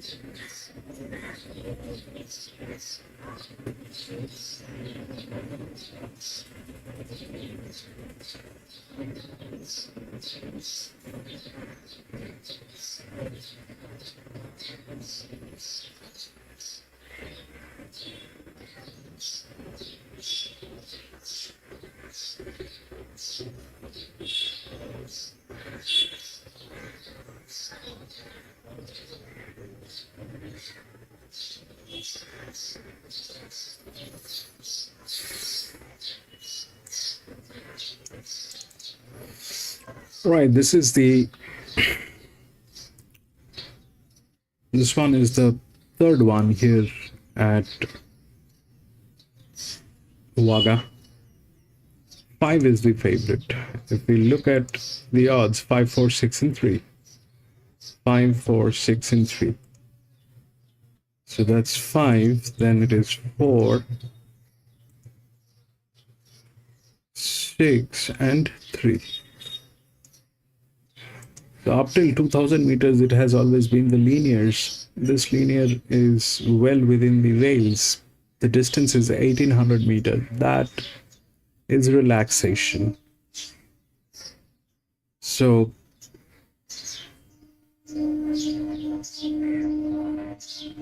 three is probably, that's a good one.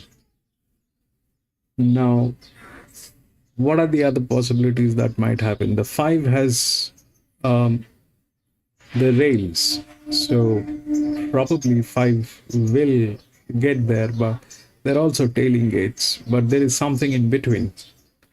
One of the drifts, that could be 8 or 1.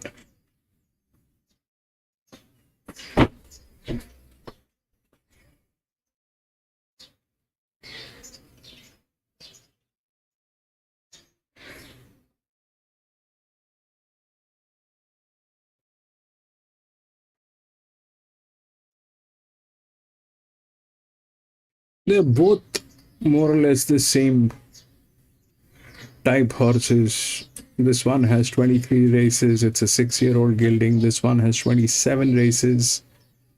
It's a 5-year-old gelding. This one comes from gate number 10. This one comes from gate number 11. They almost identical, but management wise, I think this is better. This is a 56% drift out. Well, we'll not go through all that. We'll just go through 3. If the 3 doesn't get tailed, I like the 3. It's a linear 1800 meter.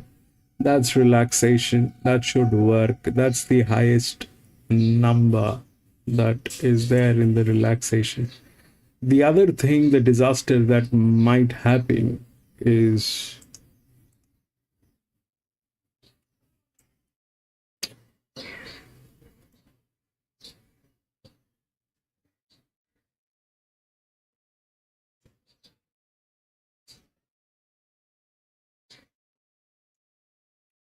that 10. The other disaster that might happen is that 10.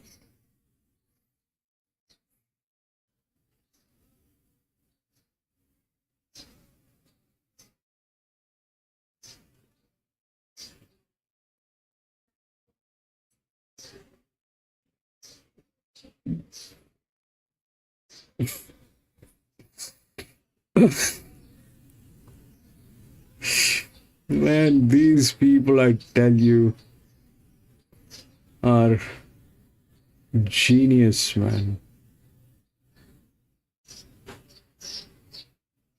12-10, anybody can get in. 12-10, anybody can get in. If these numbers are not strong enough, these numbers, the last one also, this one, the 10 was the favorite. It was a linear on 1,000 meter. We're looking at what?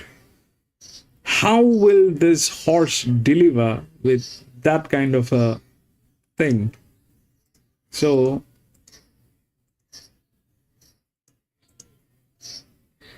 the one went through with the rails. This did not have the right pressure. This is 21% did not work on that.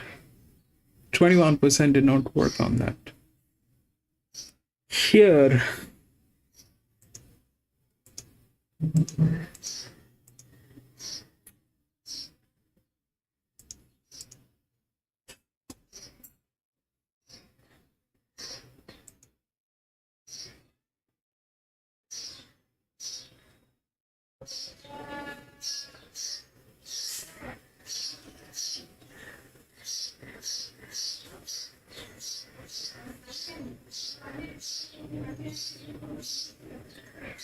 if the 21% did not work on 1,000 meter, how will a 19% work on an 1,800 meter? Though this is relaxation.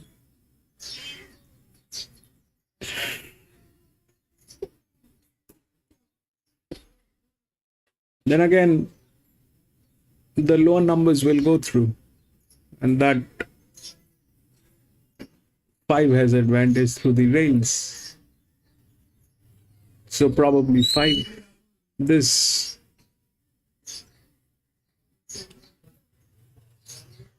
won't work.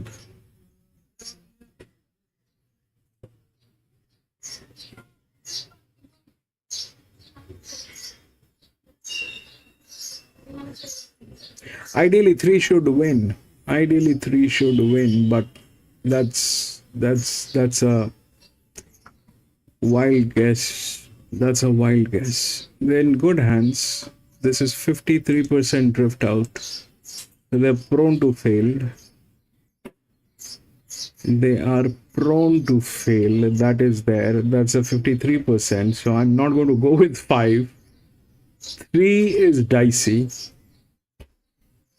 because that's 19%. What else do we have? That 2 with a 14% which is in between, that's a neutral. So that will not happen. I can't go with that. Oh no, that's not a neutral. That has a weird number. Oh man.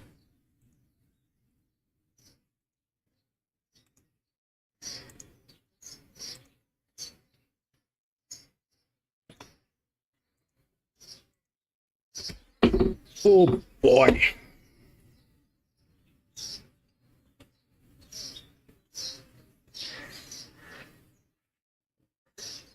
That I haven't seen. That's like 5-figure number.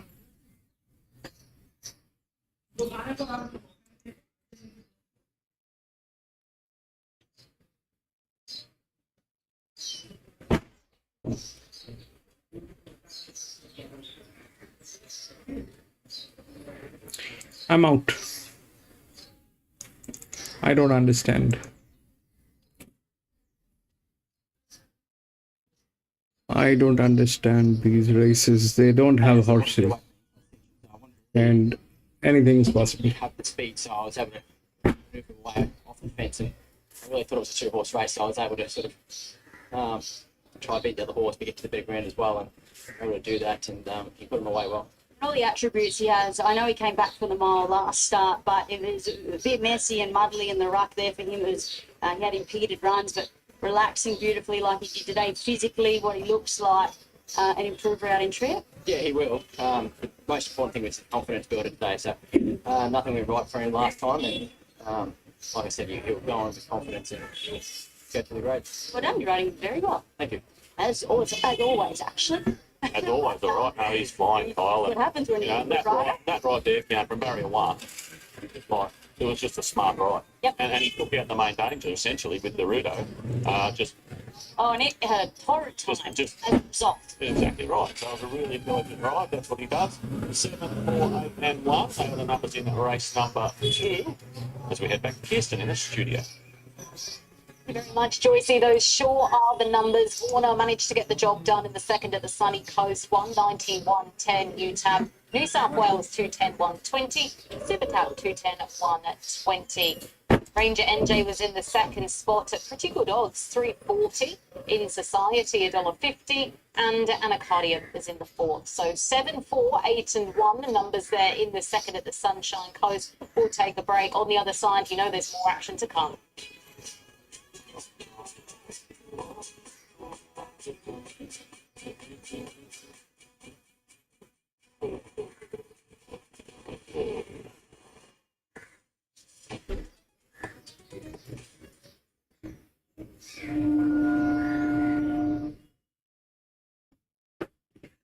Oh!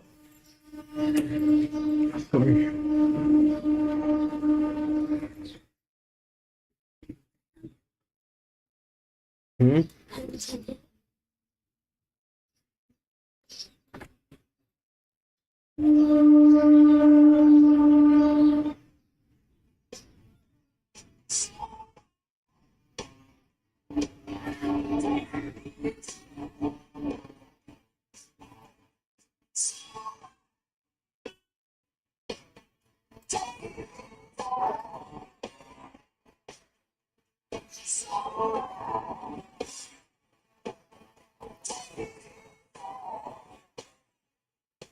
Race 3, Wagga up next. This is the benchmark 66 over the 1800 metres.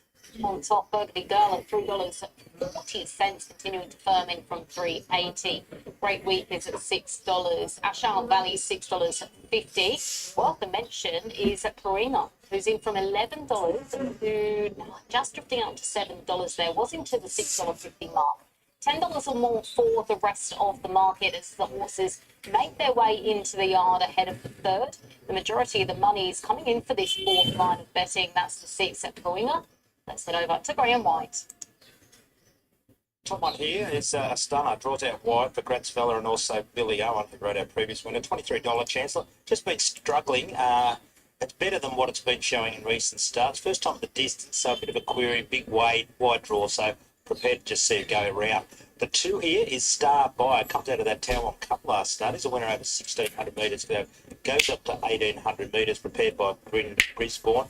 As I said, you run second in that Taiwan Cup, so that form's okay for a race like this. Pretty well performed horse as well. 17 times out of 35 in the top 3. 3 is Ascot Valley.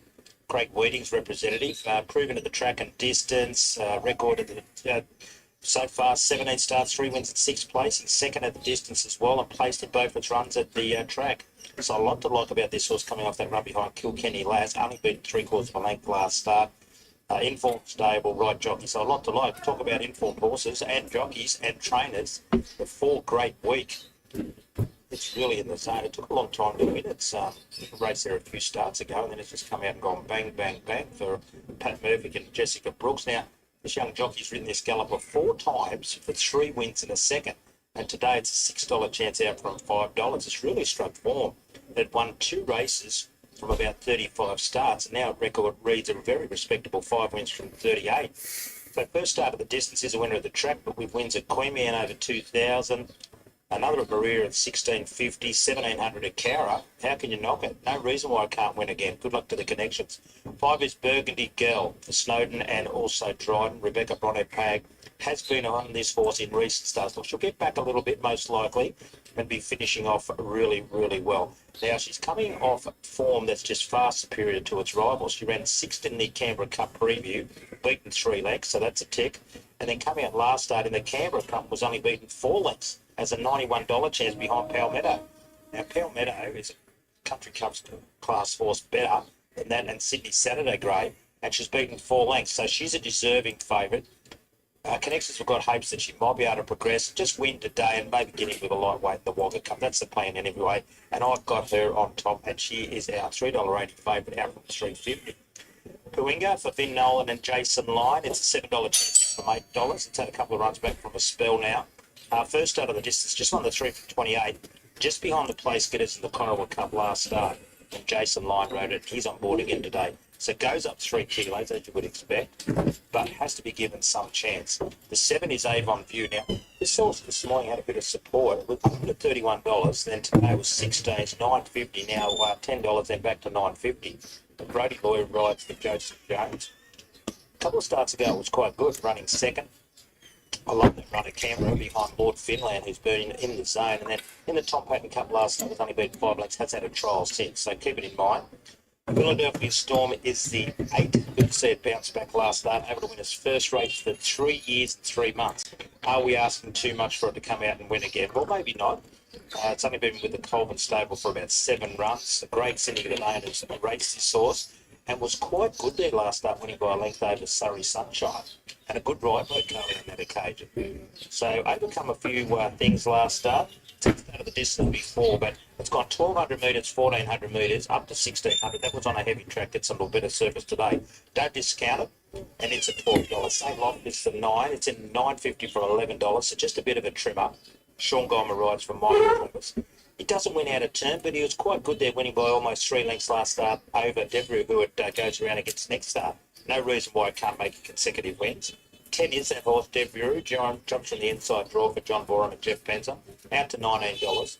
Hard to see it turning the tables on St. Loft after their last start performance, and just the 2 wins from 31, having its first start at the distance, but did get up to 2,145 metres last start. So, look, it's got one of the best in the business on board, but just needs to do a bit more. 11 is Blazing Zone, our roughie at $41. Brad Vale will ride this galloper. He's a veteran. He's been around. He's done it plenty of times. He's an 8-year-old. He was third in a 5-horse field last start. He did run 4th in that Tom Patton Cup behind Phil Legend 2 starts ago, which is good enough form to suggest it might run a place in, because Avon View come out and run 7th in that. So on his best, he's probably a place chance. And big odds about the 12th Tunisia, the stablemate about the first winner, Amy O'Driscoll and Mark Stein, $51.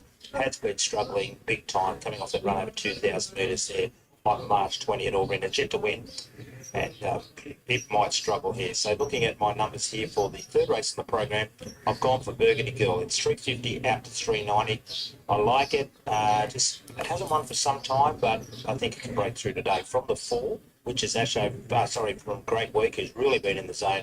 The 8 goes in as well, Philadelphia Storm, and the 3, Asho Valley. So 5, 4, 8, and 3. A little bit earlier, I caught up with the part owner of Burgundy Girl, Mark Kennedy.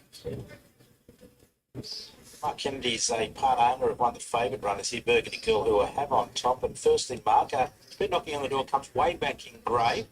It looks a suitable race for her today. I think so, Graham. The last 2 runs will take it on. The Canberra Cup and the Canberra Cup Prelude. She always puts in she's always a competitor, and but coming back in grade, it might suit her. In saying that, we've had a bit of disarray with changes in distances and put it this way, the change in cancellations due to the rain and everything. So hopefully things pan out well today, and she'll perform well, which I'm pretty sure she will. You're an owner of this horse, but you're also the director of the Murrumbidgee Turf. We're only 4 or 5 weeks away from the carnival. The excitement builds. Yeah, it's very exciting. It comes up very quickly, but everything's booked out already, I understand, from Cass here, and it could be one of our biggest carnivals of all time. So yeah, really exciting, really looking forward to it. Yeah, we're back here in 2 weeks' time for that sort of warm-up meeting, aren't we? Yeah, prelude meeting on the 13th of April, and that'll set the scene. And 3 weeks later, we're back here for the big event.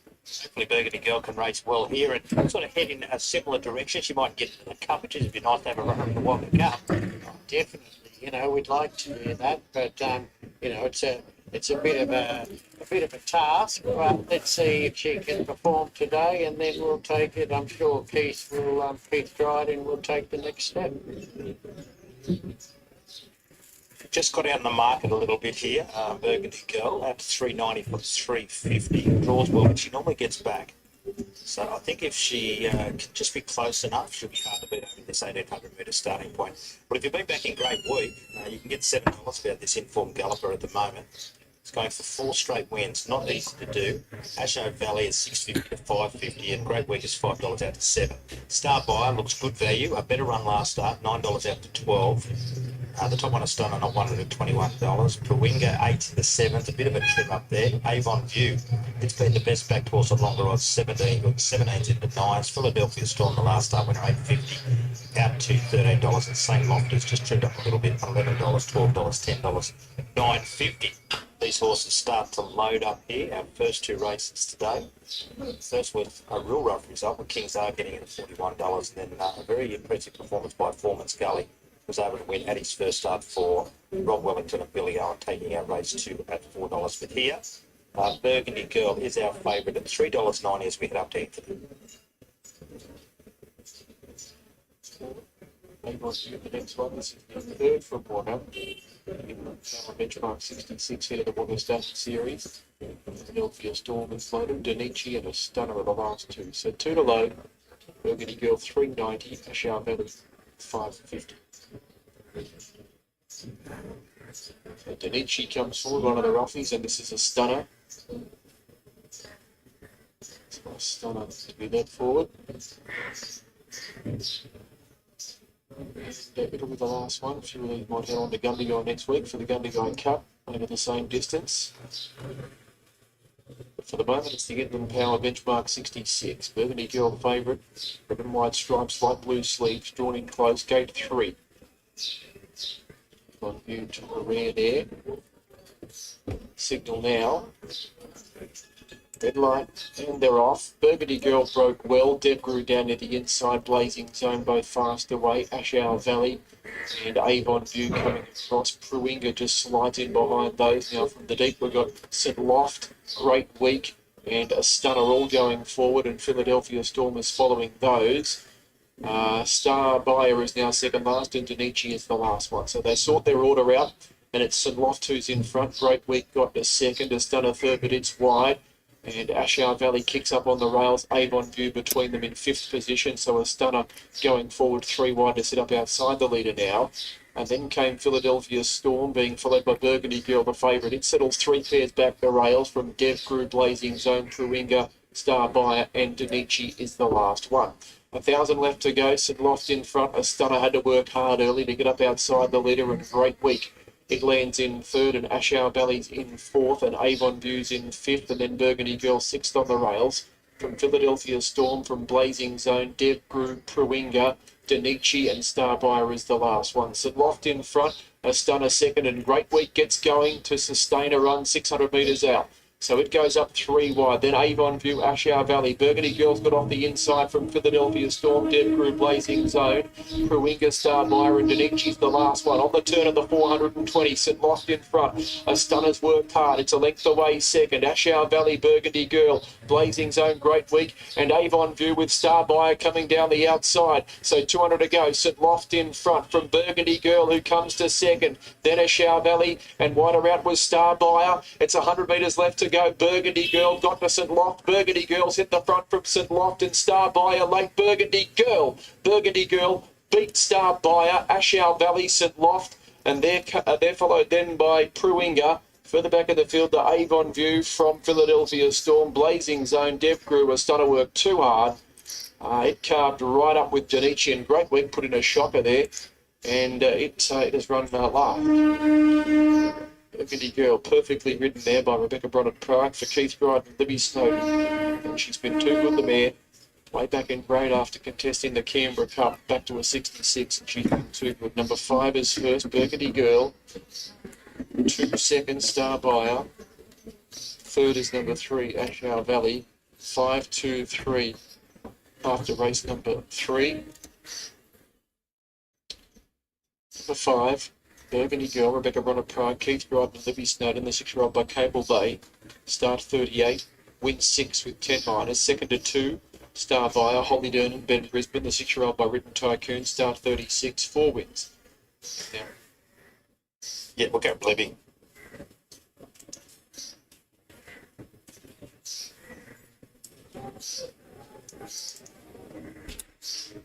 So what happened? Five. The thing is,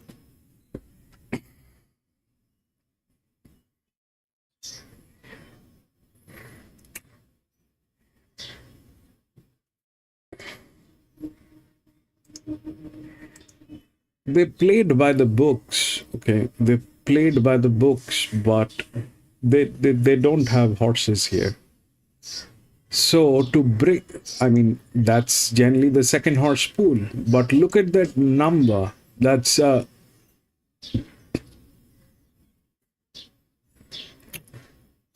is a ridiculous number that came up.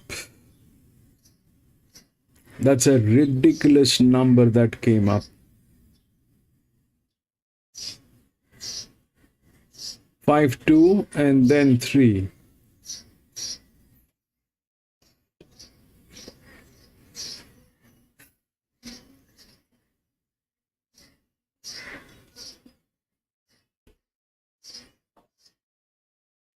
If that's the kind of relaxation, if that's the kind of thing that needs to be allotted to the horses, these it's a waste.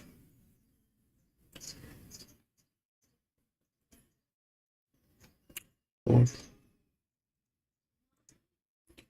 5, 2, 4, and 6.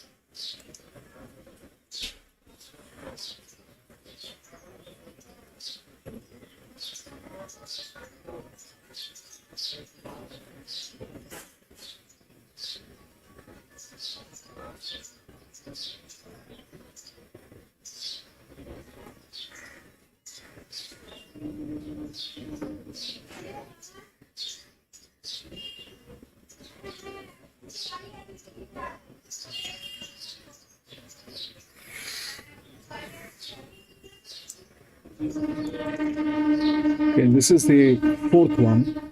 The odds are 5 to 4 and 6. I think the odds are right. The way the last one played, if they go by the book, if they do not do any hanky panky, that's the odd. The only change that might happen is the linear getting through. So it's either 5 to 4 or 4 to 5. It's one of those two. It's either 5. The reason why that might happen is because of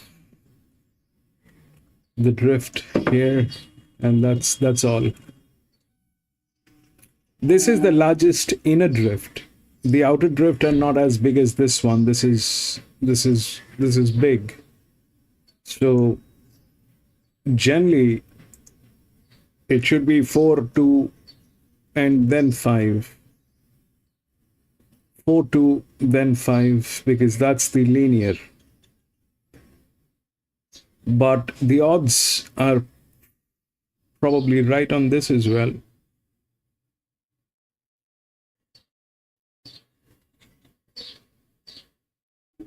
Five to 4. That's how it should work. That's the largest drift. The largest drift will always be the second position. The largest drift will always be the second position. And here the largest drift is this one. So this is ideally the second position. The difference between 5 and 4. 4 is in better hand. 4 is the linear. 5 has the rails. The pressure is almost the same.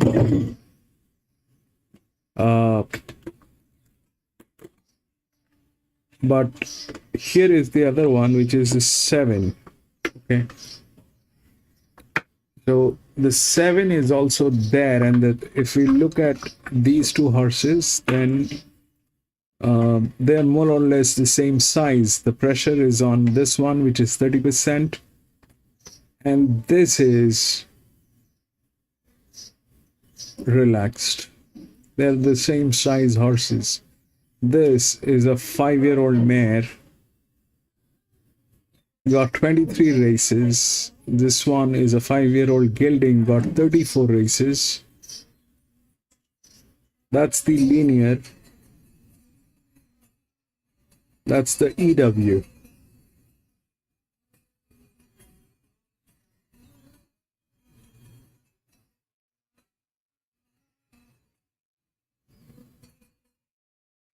Seven is a check.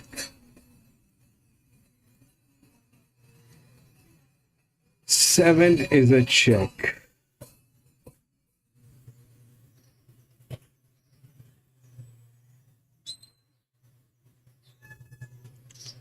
So things that might happen is 2 is the second position, and 2 tails both 7 and 5. I'm sorry, 5 and 4. That's gate number 7 and 5. This is from gate number 1.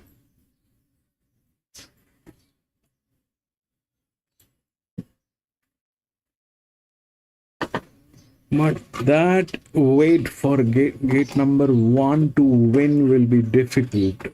So it's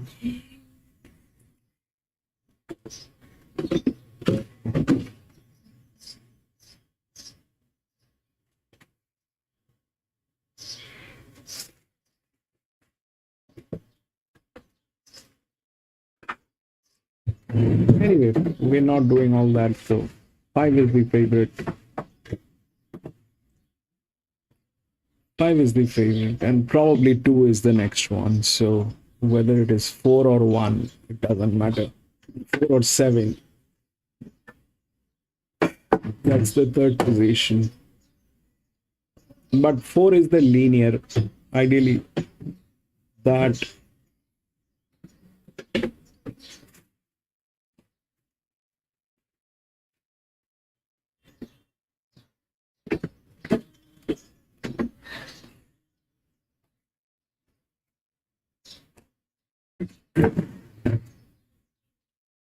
I'm not very confident to go with the races here because um,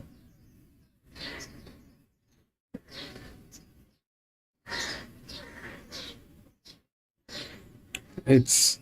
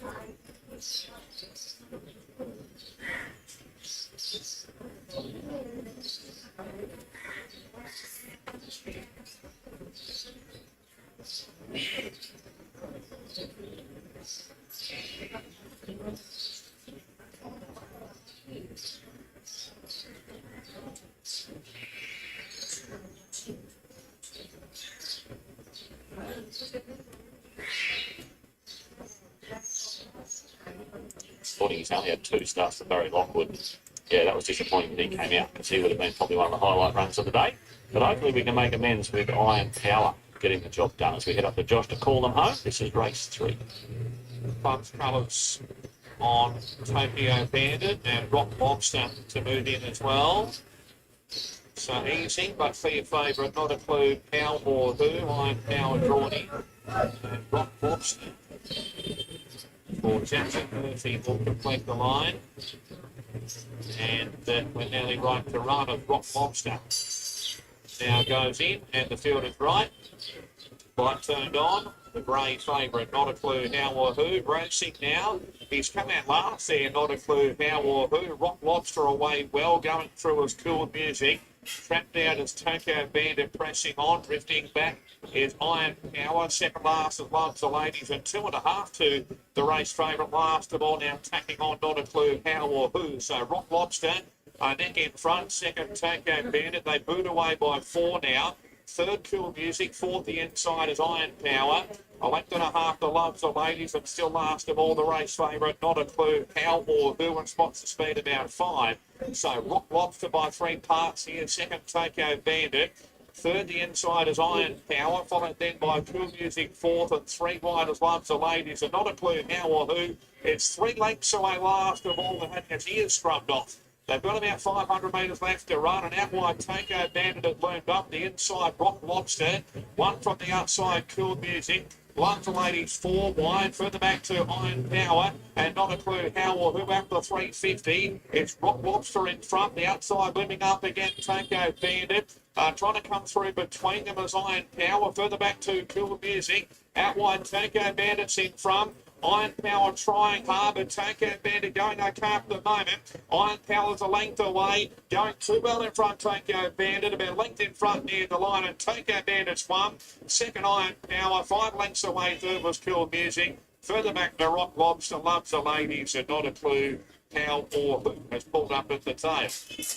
The Tokyo Bandits. Tokyo Bandit, the winner. Number 5, 4 in Sutherland for Billy Healy. Okay, 5, 6, 7, and 9. Tokyo Bandit, Corey Sutherland, and Billy Hilly, who is just in dead set fine form, 580, 290. Really, I think the ride won the race. Side Power is there for second. Cool Music grabs third, but a distant third. And then the Lobster, who had a bit more tactical speed today, grabs 4, 5, 6, 7, 9 across the line. That's it, Kian. We'll go to Graham. Let's get to Graham. Thank you very much, Joycey. This is the Jupiter Motors benchmark 82. The ones in the market here are Gundagai. Lot number 2 has been 460 to 440, but Arthur the Great is our favourite, coming off a very good run last start. He's been 250 to 230, so they're the main two here. We've got a couple resuming from spells. The Big Short, who looks quite big in condition, actually, an ex-Chris Waller golfer now with Olivia Osborne, who's doing the strapping duties. It's the first horse we'll see. Brendan Ward ride with the 61 kilos, $23 chance. Look, he just seems to be a horse that's going to improve with a run or two. He was placed at 2 of his 3 prior to going for a break. And he's got a pretty good record, but he's never fired first up in 13 months without a race start. But just keep him in mind for down the track. Gundy Guy's 2, right in the market, and great record at the track. He's 3 from 3 at Wagga. You can't ask for any more, and he's had 3 runs back from the spell. The latest was quite solid. I thought in a much harder race than what he goes around in today. That was in the Albury City Handicap behind Ascot, beat 6.3. Prior to that, really tried hard, but against Fangella, he got up on the inside, and Fangella was too strong down the outside. Probably wasn't the place for him up the inside. I'd rather see him get to the outside and run on well. I think Brady Law, if you can get him to the outside, it'd be hard enough to beat him. He's our $4.42 favourite. The 3 is Amy and the brother. For Pierre Woodville, big occasion coming up for Pierre with a ride on Tickle Belly in the Country Championship on Saturday. Andrew Dale trains this horse. Stable's been having a really good run at success. He's a well-performed horse. He's won 10 races, no slouch, and 3 have been at the distance, but he's yet to win in 4 starts here, and only beat 1 home last start behind his stablemate in the Taiwan Cup. So probably the others are a little bit better.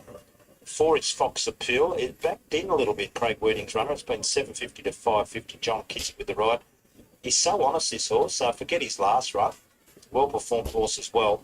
Coming off that last run, but that was a core field, and he was beaten 10 lengths prior to that, place to Wangaratta at Benalla. So he's got his share of ability. Comes back to the right grade. He's won nearly 180,000, so looks hard to beat for mine. The 8 is Arthur the Great, 250 to 220. It is our favourite. Blake McDougall with the ride for Donna Scott. I thought he was excellent last start. We saw that form. Frank, Kenny Hill won that race at Wagga. We've had a winner or two come out of the race, out of that SDRA Championship. He drew that wide that day and really got to the line well. So with Blake on board today, much more suitable race, comes way back in. Deserving favourite at 220 in from 250. There's Nick's Amy O'Driscoll has to ride on quality for Michael Travers, been in the zone of late. I went a couple of seconds from his last 4 starts. So really going well. Second there last start behind Pride Star in a blanket finish. There's nothing between about 4 or 5 of them. And she won the Holbrook Cup before that, placed the Tumor Cup and went in the Cara Cup as well. So she's been 1,700, 1,400, 1,200. And she's lining up today over the 1,400 metres. So she's versatile and she is a $9 chance and very, very fit. 7 is Persian Dancer. I'm expecting something from Persian today with Holly Byrne aboard inside draw. Home track Gary Colvin is the trainer. Won a trial recently and defeated Ascot in the trial by, what was it, a length and a half. They ran 58.24. It's the fastest time of the day. Now, she does get up in distance a bit. She's never won first up, but the trial was good, but she's a 3 times winner at the track. And at the distance, she's won 2 or 4. So I'm expecting better. She's got a good record at Wagga. And just off that trial inside draw home track, I expect it to be quite prominent today. That's enough. It's the 8. $23 chance for Wayne Carroll. A well-performed horse as well. Sean Guyman with the ride for Wayne Carroll. It's Wayne's son Miles was telling me this is their first runners for the year. So they've had a quiet time of late. They're all gearing up to some strong races over the next few weeks. It's a $23 chance, but tell you what, this horse can produce a run at times. Wait for him later on into the campaign. But I want to see in the parade, and off that trial at Wagga the other day behind Perfectly Good, when he gets up a little bit in distance, he's a 5 times winner at this track alone. He's only won 7. So just wait for him later on, but we'll just see how he performs today. And the 9 here is Dubai Centre with young Snake People's riding for Johnny Robb. Racing well enough. It's at $19 from 12. draws well, fit, so it's got that on its side as well. And its recent stats are okay. I know it's been racing in some decent races, probably a little bit stronger today, but shouldn't be too far away. And it's probably a pretty good hope there at $19 from a decent draw. But our favourite here, Kirsten, 250 into 210 is Arthur the Great for Donna Scott and Blake McDougall. Yeah, it absolutely is. Well backed in the market, 310 to 210, as you mentioned there, Whitey. One of the best backed on this race card. Gundy Guy in the second line of betting, $6 to $4.60. Money flows for Fox Appeal, $9 to the $5 mark. And that third line of betting is pushed in $10 or more for the rest of the market. But yep, it's Arthur the Great and Fox Appeal who have been most well supported in race 4 on the card at Wagga. So 8 races all up. This is the benchmark 82 over 1,400 metres. So 3 minutes out from starting. Horse on your screen there is Gundy Guy, $6 to $4.60. So although not a market mover, this 4-year-old gelding by Capitalist is also reasonably well supported. And I'm not surprised. This gelding's had 11 career starts, 4 wins, 2 placings. He's an ultra consistent type. Missed out last start, however, it was on a very heavy track. When you look back through his form, he definitely prefers good track. He doesn't mind a soft, but I just think on this occasion, he's a little bit better placed. He's on top of the ground. He's in slightly weaker class. And if he is back to his best form, then he definitely won't be disappointing this time. He's now drifting out to $5 and continuing to firm Arthur the Great, $3.10 to $2. And Fox Appeal, $9 to $5, Whitey. Yeah, I like him. I've made him one of my best bets on the program, so I've got him on top, Gundy Guy 2, 5, 1 and 6. And I caught up a little bit earlier with his trainer Todd Smart to speak about this galloper who's unbeaten so far in 3 runs at Wagga. Well, Todd, Gundy Guy, he's got the stats that just tracked 3 from 3. He does. Look, his preparation, he ran a good second, a good first up run, but it didn't go right last start. So Brody back on knows the horse, so we're just going to have him wherever he's comfortable, and hopefully he can finish off over the top. City handicap run, okay? Yeah, it was okay. Just sort of probably nearly cover and sort of thought there was a bit of a line through that one. And hopefully get a bit of cover and change the result. Very, very hard to beat. What about later on? No, you've got a fairly handy filly going around in Sprintsy last first up from a spell. Yeah, no, I think she'll be midfield there somewhere and look for improving off the run today, but definitely each one. Smarter than you, it's first up as well. Yeah, I think she's a good chance today. I think she's a lot more forward in this preparation. So, yeah, I think she could be the first 3.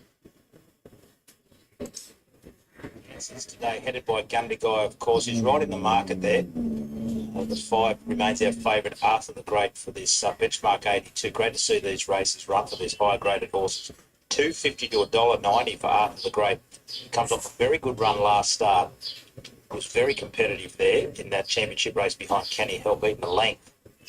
That's excellent form for a race like this. Just a little bit of a tricky draw, but we'll leave that up to Blake McDougall. So here's our favourite, the horse you can see on screen. He missed that run in the wild card there at Goulburn last week due to transport problems, but he's our favourite there at $2.50 to $1.90. Ahead of the 4 now, Fox Appeal, who's $7.50 to $5, Mr. Ultra Consistent. And then we go to the 2, Gundy Guy, $4.60 out to $6. This horse is circling around behind the barrier. We're just trying to pick up a little bit of time. Our previous race, Burgundy Girl was able to bounce back into the winner's circle. And we'll head to a prelude race here in a couple of weeks' time, 2 weeks from today, in fact. And hopefully she can go well enough to maybe earn a spot in that Wagga Cup in the early part of May. So she won our 3rd race in the program at $3.90. The second form at Scully, heavily supported runner. First up for Rob Wellington, won the second with Billy Owen aboard at $4. And the first taken out by a long shot in King Car for Jason Lyon and Martin Stein. Back here for the 4th race in the program. Remembering we've got 8 races on the program today to get through. Arthur the Great continues. They just keep backing it and backing it. $2.50 to $1.85. Stable having a great run of success. They had a lot of money for their debutant there at Albury, the first race of the carnival. It was able to win very, very easily. And this one has been backed as well, Arthur the Great. So hopefully can make up for what happened there last week. The Big Short, first start for Olivia Rosman and ex-Chris Waller galloper. Been gelded, lugging bit again, Norton bit of first time. So a few changes for this galloper. He's only won the 2, but placed 7 of 16. He's a 6-year-old gelding. Last raced, Feb 3, 2024. Had a trial the other day. Went Brendan Ward rode him. And he'll ride this galloper again today. So he went out in pretty good form. He had a couple of places there at Canterbury and Kensington. Just had a look at him in the parade. He was still quite big, and there's nothing like race fitness to bring a horse on. So Gundy Guy's the horse you can see on screen there, those black and gold colours. Speaking about Gundy Guy, the town, next Sunday, the Gundy Guy Cup will be run. Great race there next Sunday. And it will be our feature race on Sky Thoroughbred Central next Sunday for the Gundy Guy Cup. Just keep that in mind. There's our top one, the Big Short. It goes around with 61 kilos today, but it's all after the grade they want. He's just got out a little bit late in the market. The money on him, just drifted out slightly. He's been $2.50, $1.95, and out to $2 again. So we'll head up to Anthony for one of our feature races on the program. Take up big spots. The Jupiter Motors benchmark 82, 195 about after the Great Two. Run favourite by the Google to Donna Scott. Black jacket on. And their off didn't hold them long at all, and after the Great came away well. The Dubai Centre was slow at the start. Kahawati was fast away. Gundy Guy and After the Great rolling forward, and the Big Short up there as well. Persian Dancer settles down in 5th position. Fox Appeals in 6th. Then That's Enough, Eamon's Memory. And the last one is Dubai Centre. So After the Great rolled across to find the top. 1,000 metres left. The Big Short second. Gundy Guy leads leaders back and on the back of the favourite. It's in 3rd position. Kahawati's in 4th, and Persian Dancer 5th, and then Fox Appeal, That's Enough, Eamon's Memory, and Dubai Centre. 800 to go. And it's After the Great in front. He leads by a neat length here. In 2nd is the Big Short, and then came Gundy Guy, following the favourite everywhere from Kahawati, Persian Dancer, Fox Appeal, That's Enough, Eamon's Memory, and Dubai Centre. After the Great on the turn at the 450, the Big Short pushed along in 2nd. Gundy Guy waiting on a run on the back of the leader, and then Kahawati and Persian Dancer. After the Great travels well, 300 to go. Gundy Guy getting off the leader's back. Then came Kahawati. After the Great, 200 to go. He's more than a length in front. Gundy Guy can't get him for the moment. Kahawati, but After the Great, 150 to go. He's 2 lengths in front. Kahawati, Persian Dancer, but it's all After the Great. He's roaring away after the gate. And After the Great one well. Persian Dancer second. Then came That's Enough, Kahawati from Dubai Centre, Fox Appeal, Eamon's Memory. Gundy Guy carved right up. And the last one was the Big Short.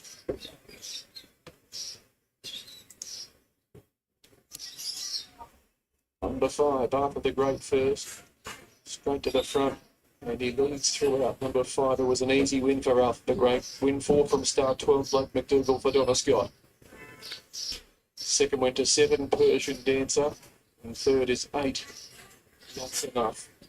5, 7, 8 are the numbers.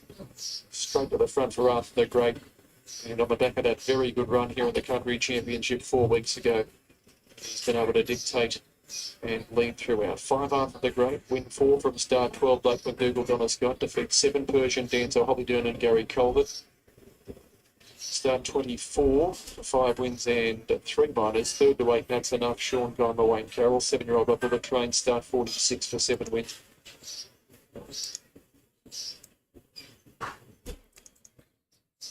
So that 7 actually got in. The 4 got nowhere. Even the 2 got nowhere.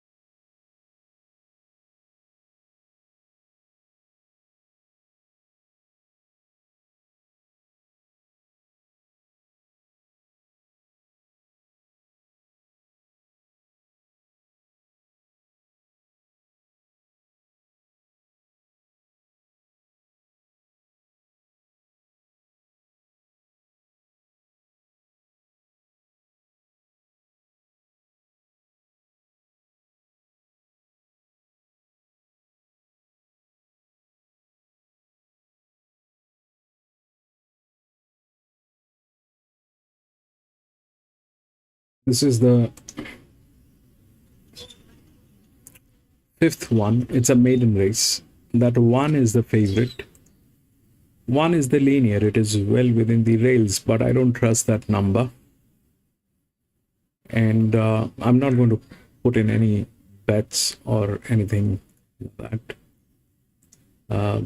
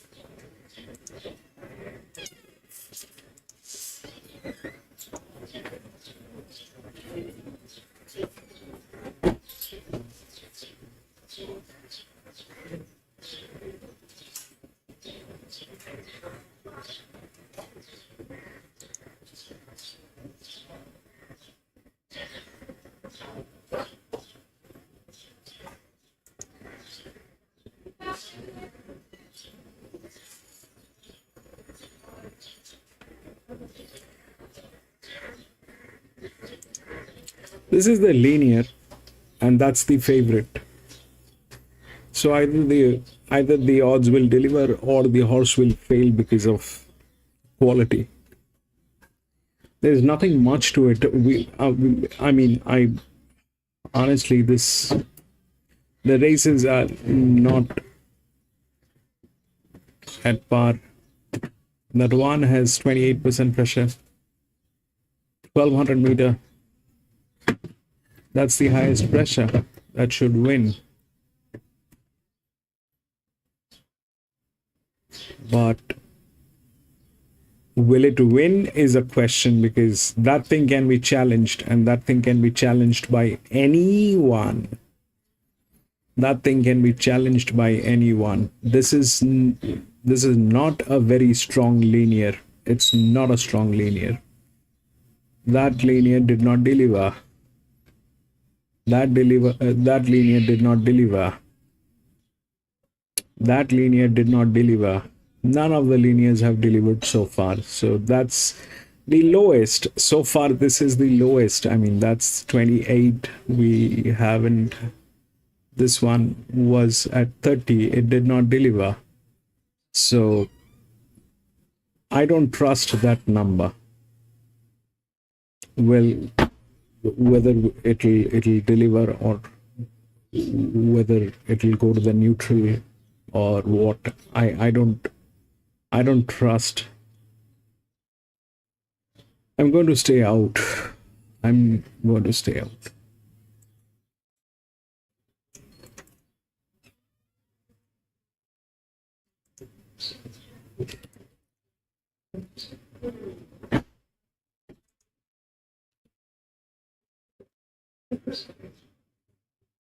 She's going to be there unleashing a big finish like he did in that Barnet. Yeah, today he doesn't have to lead, but it's nice to know that he can if it does unfold like that.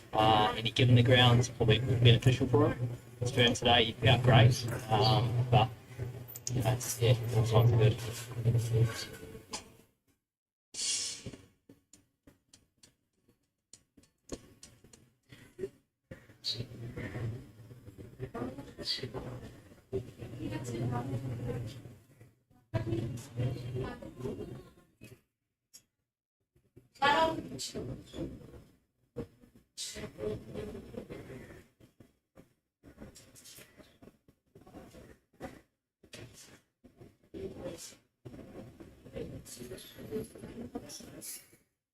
Tuna, you there? Hey, Tuna, you there? Bro?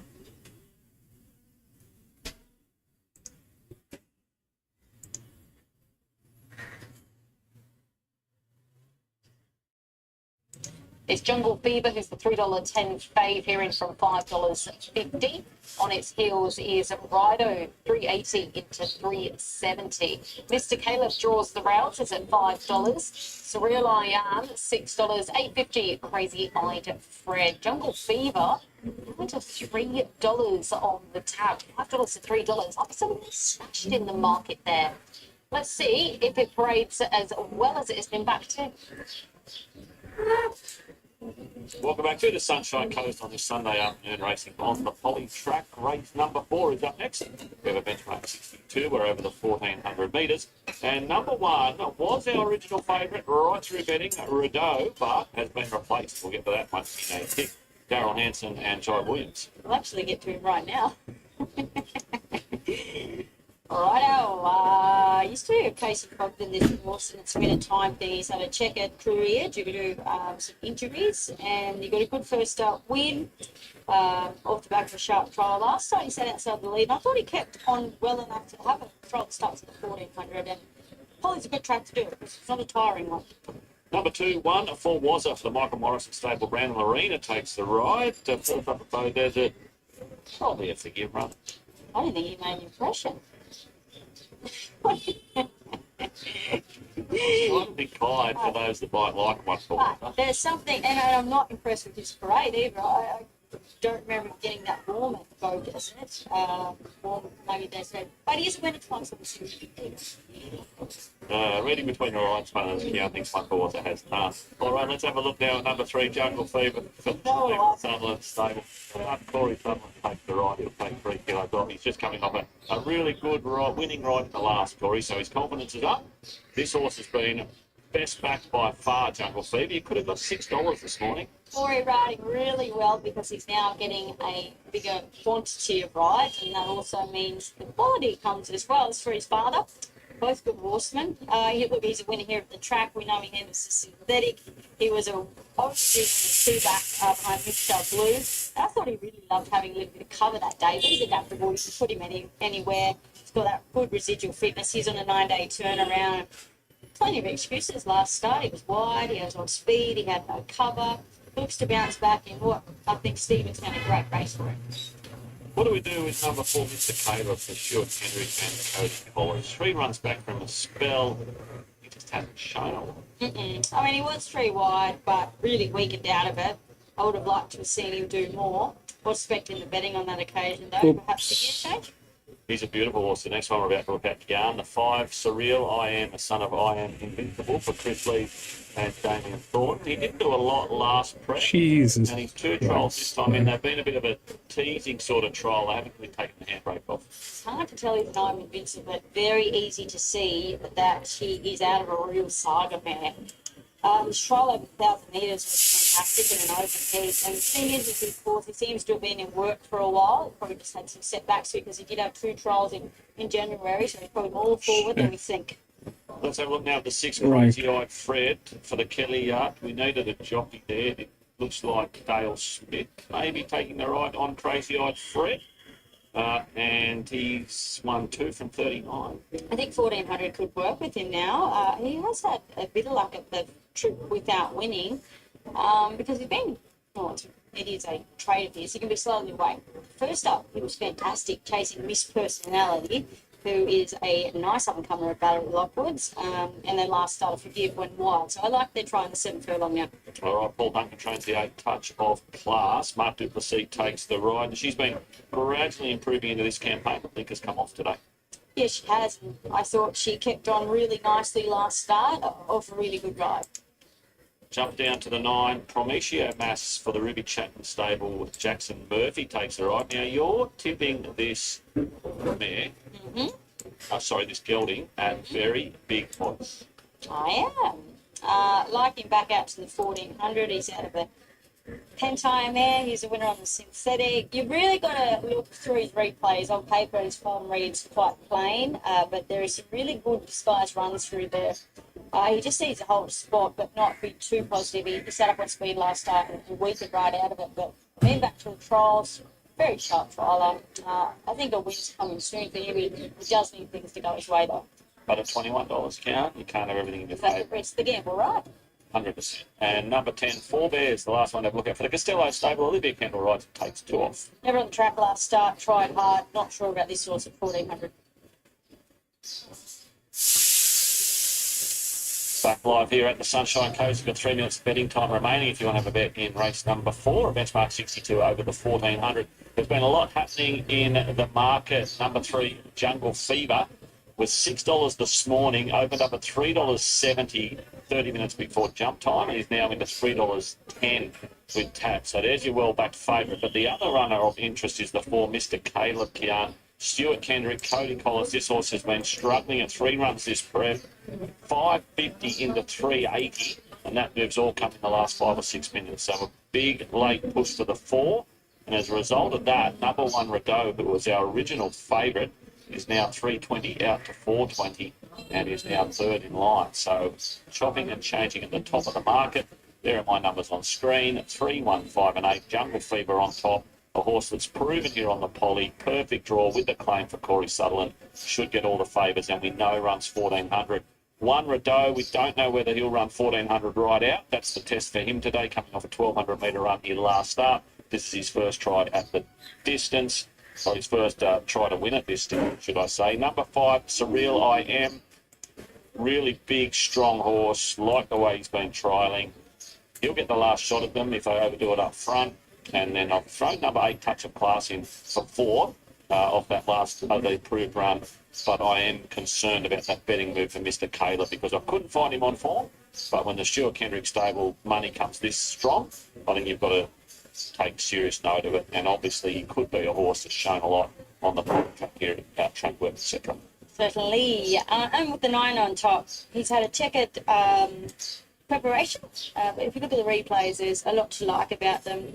Going back 3 back, that was on the Gold Coast Poly, was very, very good. Sustained a wide run and boxed on nicely. Then was only on a 5-day turnaround in the desert and raced enormous behind Warrior Chief. And then it had nearly a month between runs at Warwick where it was impossible to make ground. So it's not as if it's had a perfect 2-week between runs, the right distance, all of those things, preparation, but it's still running well in probably unsuitable races. So it has been sent back to the trials. I mean, I'm not sure why. He should have a lot of fitness there, residual fitness build up now, but the thing with Cyclone out, there's a lot of horses missed a lot of work, so that could be why that happened. And the trial was good. 1400 is a question mark, but has run well at the trip in the past and is a winner on the synthetic. So for that reason, at those odds, beautiful horse to look at, as you can see. Is a grey horse, but you can see quite prominent sock and stocking, blaze, sorry. So pretty cool to look at that horse. The 5 in Surreal I Am for Chris Lees, well bred, mare and dad. Trial was very nice. This horse is probably more forward than you think as well. Has been up since January with those 2 trials. The 3 in Jungle Fever, just a profile horse for this race, and then the 1 in Rideout. Trying the 1400 now, off what it did last start at the 1200. I think a good move there from Darryl. 9-5-3-1. Thanks for that, Kian. As we said, all the action with these top 3, and there's even more action now because Rideau has firmed again late, so it's now into 390. Jungle Fever 340 with tab and 370 Mr. Caleb. So nothing between those top 3, number 3, 1 and 4. Hard to even say which is the best back now. They've all had their turns. So let's head up to Josh. We'll sort it all out in the next couple of minutes. Our favourite. Rideau firming up lane back to 370 now. Has been that move for Mr. Caleb. So not much between the top 3. Touch of Class has gone in. And the light now turned on. 1400 again. By blinking, they're racing, and Jungle Fever, 4 bears both away well, leading third, Mr. Caleb. 40 Provincia Maz and Wide Rapids Rideau going forward, drifting back. Surreal I Am on the inside, being passed by 1 for Wazza. Second last, Crazy Eyed Fred, and last of all, Touch of Class. So Jungle Fever in front, second Rideau, fired up third, 4 bears, and going forward, 1 for Wazrat deeper. And then Mr. Caleb on the rail, further back to Provincia Maz, Crazy Eyed Fred. Touch of Class and last of all is Surreal I Am. So 1 for Was has really worked in front. Second is Jungle Fever. Third, the outside Rideau, followed by Mr. Caleb, 4th on the rail. Wide route 4 bands going forward again. Further back to Provincia Maz. Touch of Class, Crazy Eyed Fred, and last of all is Surreal I Am. So 1 for Washington in front by length and a quarter. Rideau second, third the inside Jungle Fever. Further back to 4 there, now being passed there by Mr. Caleb at the 350. 1 for Wasra in front, led the way by about 2 lengths here. Jungle Fever tries to sneak up the inside.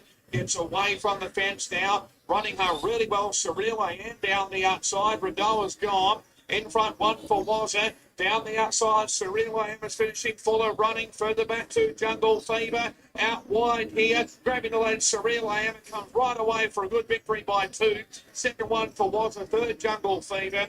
Followed further back by Touch of Class, Mr. Caleb, 4 Bears, Rideau, Crazy Eyed Fred, and the last one from Asian Mass. 5, 2, 3, and 8. Surreal I Am. You'll be the best bred horse in this race. And the first foal out of Real Surreal has finished nicely there for Chris Lees. The future looks bright now. The return for this gelding by I'm Invincible. $6.70, $1.91 for Wazza. My goodness, put in a career best run.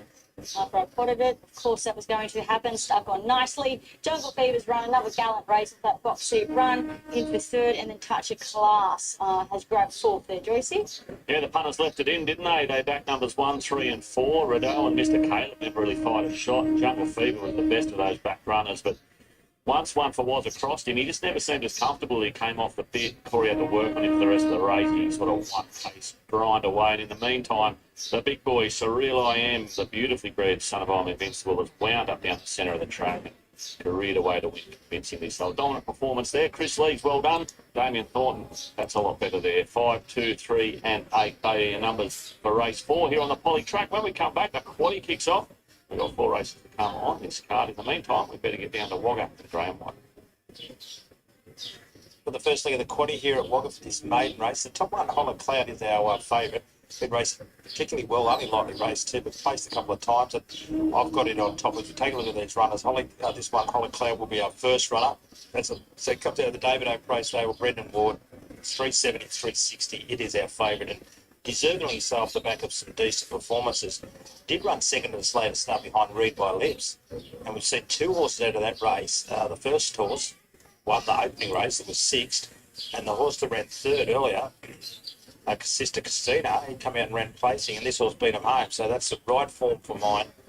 Looks its race, it's our favourite. 2 is Reef Road for Kerry Weirds, an $81 chance.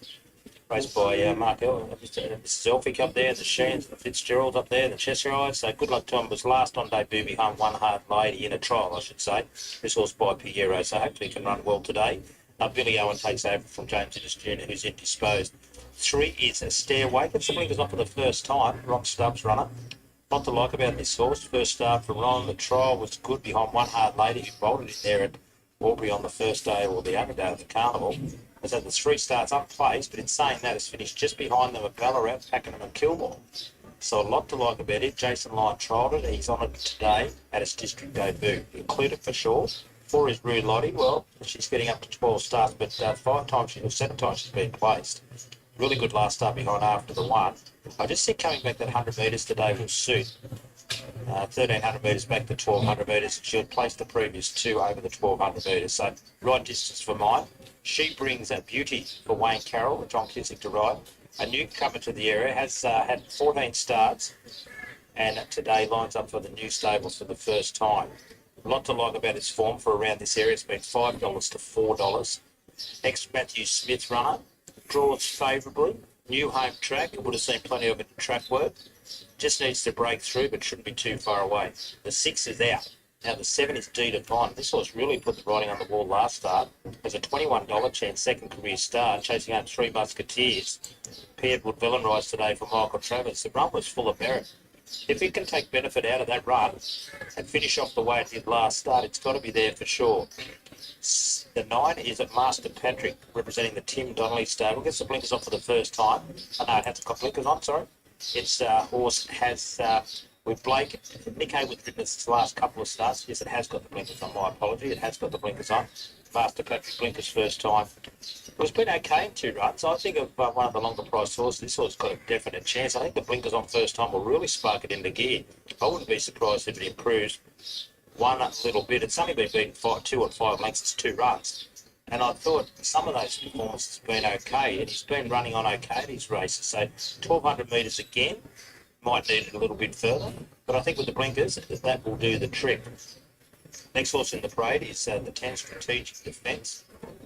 Source's recent efforts have only been fair. It comes out of the David O'Prey stable. First up from the spell, $23 chance. So we'll see how it performs today. Unplaced in 3, hasn't raced since November. 11 is Affirmative Light, big odds as well, $26. Scott Spackman and Sean Guyman draws favourably. First up from a spell, only lightly raced. Just the one start so far when it beat one home there back in December and put straight out. There was a 2-year-old race there at Canberra, so we'll see how it performs today. 12 is extremely exciting. Draws the inside, Norman Gardner, Rebecca Ronnie Craig. It is a $51 chance off the back of 4 unplaced performances. It's the latest. Went well beat there by Taylor at Canberra, so has to do more than that. 13 is a Mess of Dirty. Draws out a little bit. Shane Bloomfield up with Jeff Penza, $126. Just hasn't been doing enough to excite me. Coming off a run there at Miranda, which was only fair last start. The 14 is the stablemate. This one with Josh Richards aboard. Panko, he actually ran a good race a couple of starts ago, running second at Wagga behind Magic Leprechaun. That form good enough to show up here, and then something must have just gone wrong last start behind a Claire Olsen, because the run prior was quite good, but he does draw terribly today. So just will need a lot of luck from that barrier. And the 15, Michael Travers with another run here, track and field. Of course, number 15, Carly Frater to ride from a wide draw. Only because behind the plates gathers there last start, very good. And we can take out the 16 and the 17. A bit the way up here for our first leg of the quaddie, right with the 1, Holland Cloud. It is our favourite. It looks hard to beat off the back of that performance last start at Coro, and that's what's been frank today. So I'll put it on top from the 4, Blue Body. Looks our leader, will be there for a long, long way. The 5, which She Brings Beauty, big watch on this horse, and the 3, Stairway. Another one of the contenders, 1, 4, 5 and 3. Cloud is our favourite, 370 to 350 for the 1 Hollow Cloud, 370 to 350. This kicks off our quaddie. For those who are keen to invest today, this race I've gone 1, 4, 5 and 3. The second leg of the quaddie I've made it 8, 2, 5 and 7. Then a 1, 3, 6 and 4. And then the last is the 2 numbers, 9 and 13. A couple of newcomers to the area here, Stairway for Ronnie Stubbs, and also She Brings Beauty. We're just hearing number 14, P&K, 14 is out. P&K, number 14 is out. There's my quaddie numbers on the screen. So we're -1 here for race number 5, which kickstarts our quaddie, and Hollow Cloud is the favourite. Kirsten? And regarding market movers, Hollow Cloud is definitely, Hollow Loud I should say, is very well supported, $3.90 to $3.50. There is also a push for She Brings Beauty in that second line of betting, $6.50 to $4. And then the rest of the runners, although pushed in, the likes of Dita Von, $8 to $6.50, aren't necessarily market movers. We have 2 drifting. That's Roulotti, $6 out to $7, and Stairway, $5 out to $8.50. But all eyes from the punters for these top 2. Hollow Loud, $3.90 to $3.50. This gelding is into the shortest price he has been all day. And are we surprised, considering he was second when fresh up from a spell last start? Absolutely not. This time around, second up, fitness under his belt, he rates incredibly highly. And I can absolutely see not just why he's on top on the tab, also why he's on top in your numbers, Graham. This gelding is well supported. Now, She Brings Beauty is also worth a mention. $6.50 to $4, has placed on multiple occasions when fresh up previously. And I can see, although not the world's best draw, has been backed in now to $4. That is the shortest price this mare has been all day. She's placed on 8 occasions from 14 career starts. Anthony Manton is on the mic at Wagga today. 3715 are his numbers. Let's join him as the horses finish loading. Takes a good spot. Okay, Tim's with us from Sky One. Just take note, late scratching for Tim if you've missed it. Number 14, Jockey, came out at 3:32 a few minutes ago. Not made its way to the studio just yet. That was on Bet's advice. Now, the last one here is Track and Field. So Track and Field to come forward. 3:30 about the 1. Hollow Loud. Brendan Ward for Dave O'Prey. 5, She Brings Beauty on the second line of betting. The field set. First leg of the quaddie, Victoria Hotel Super Maiden. $50,000 maiden. They're ready. Big field set at the 1200. Stand by. And they're off. Hollow Loud got the best of the start. The favourite goes straight to the front. Dita Von into second, and Roulotti passes that runner now. Reef Road in 4th position. Affirmative Lights in 5th, and then came Stairway from Master Patrick. She Brings Beauty, and Extremely Exciting along the rails.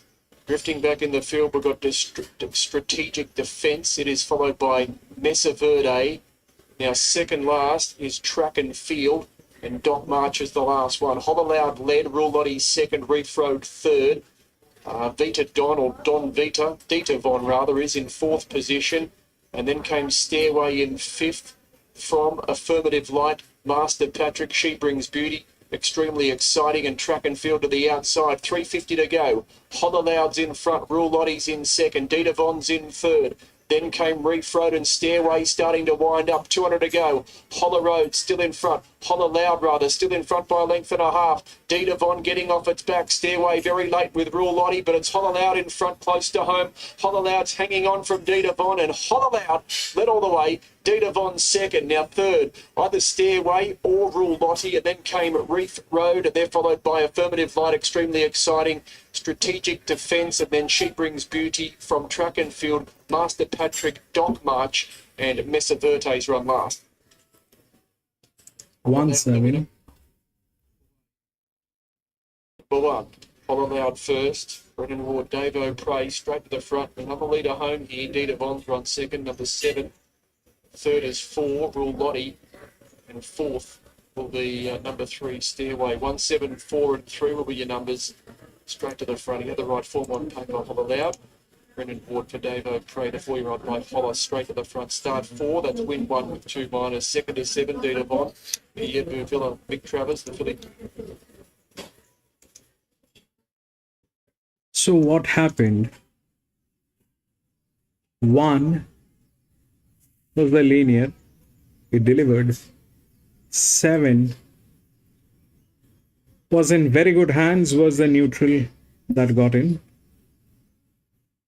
And 4, the other one.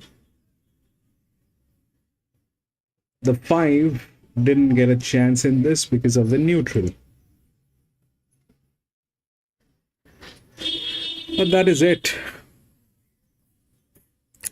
And thank you, gentlemen, for supporting. Thank you so much for. I've got only 3 votes, but thank you so much for pushing that button and helping us take a call, because nothing much is happening and it's becoming very boring here.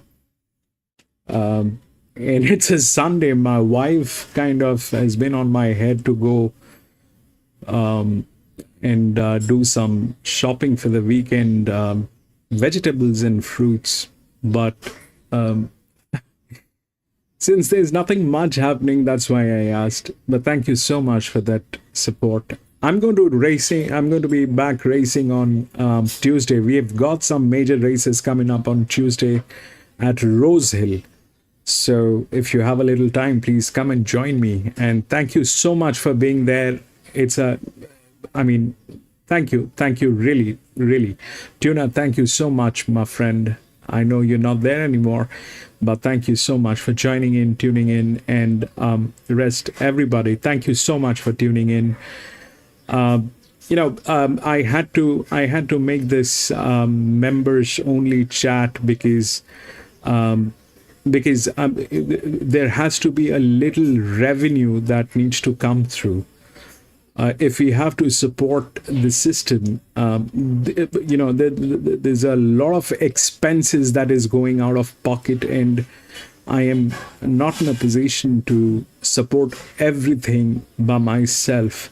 So that was the only reason why we went ahead and made this members only chat. The membership is about $1. So, it is something that I thought is best in the interest of the channel, because if we have to do this for a very long time, there has to be a little financial help that needs to be there to carry on with the systems. There are bills that needs to be paid. There are softwares that needs to be paid for. There are hardwares which needs maintenance.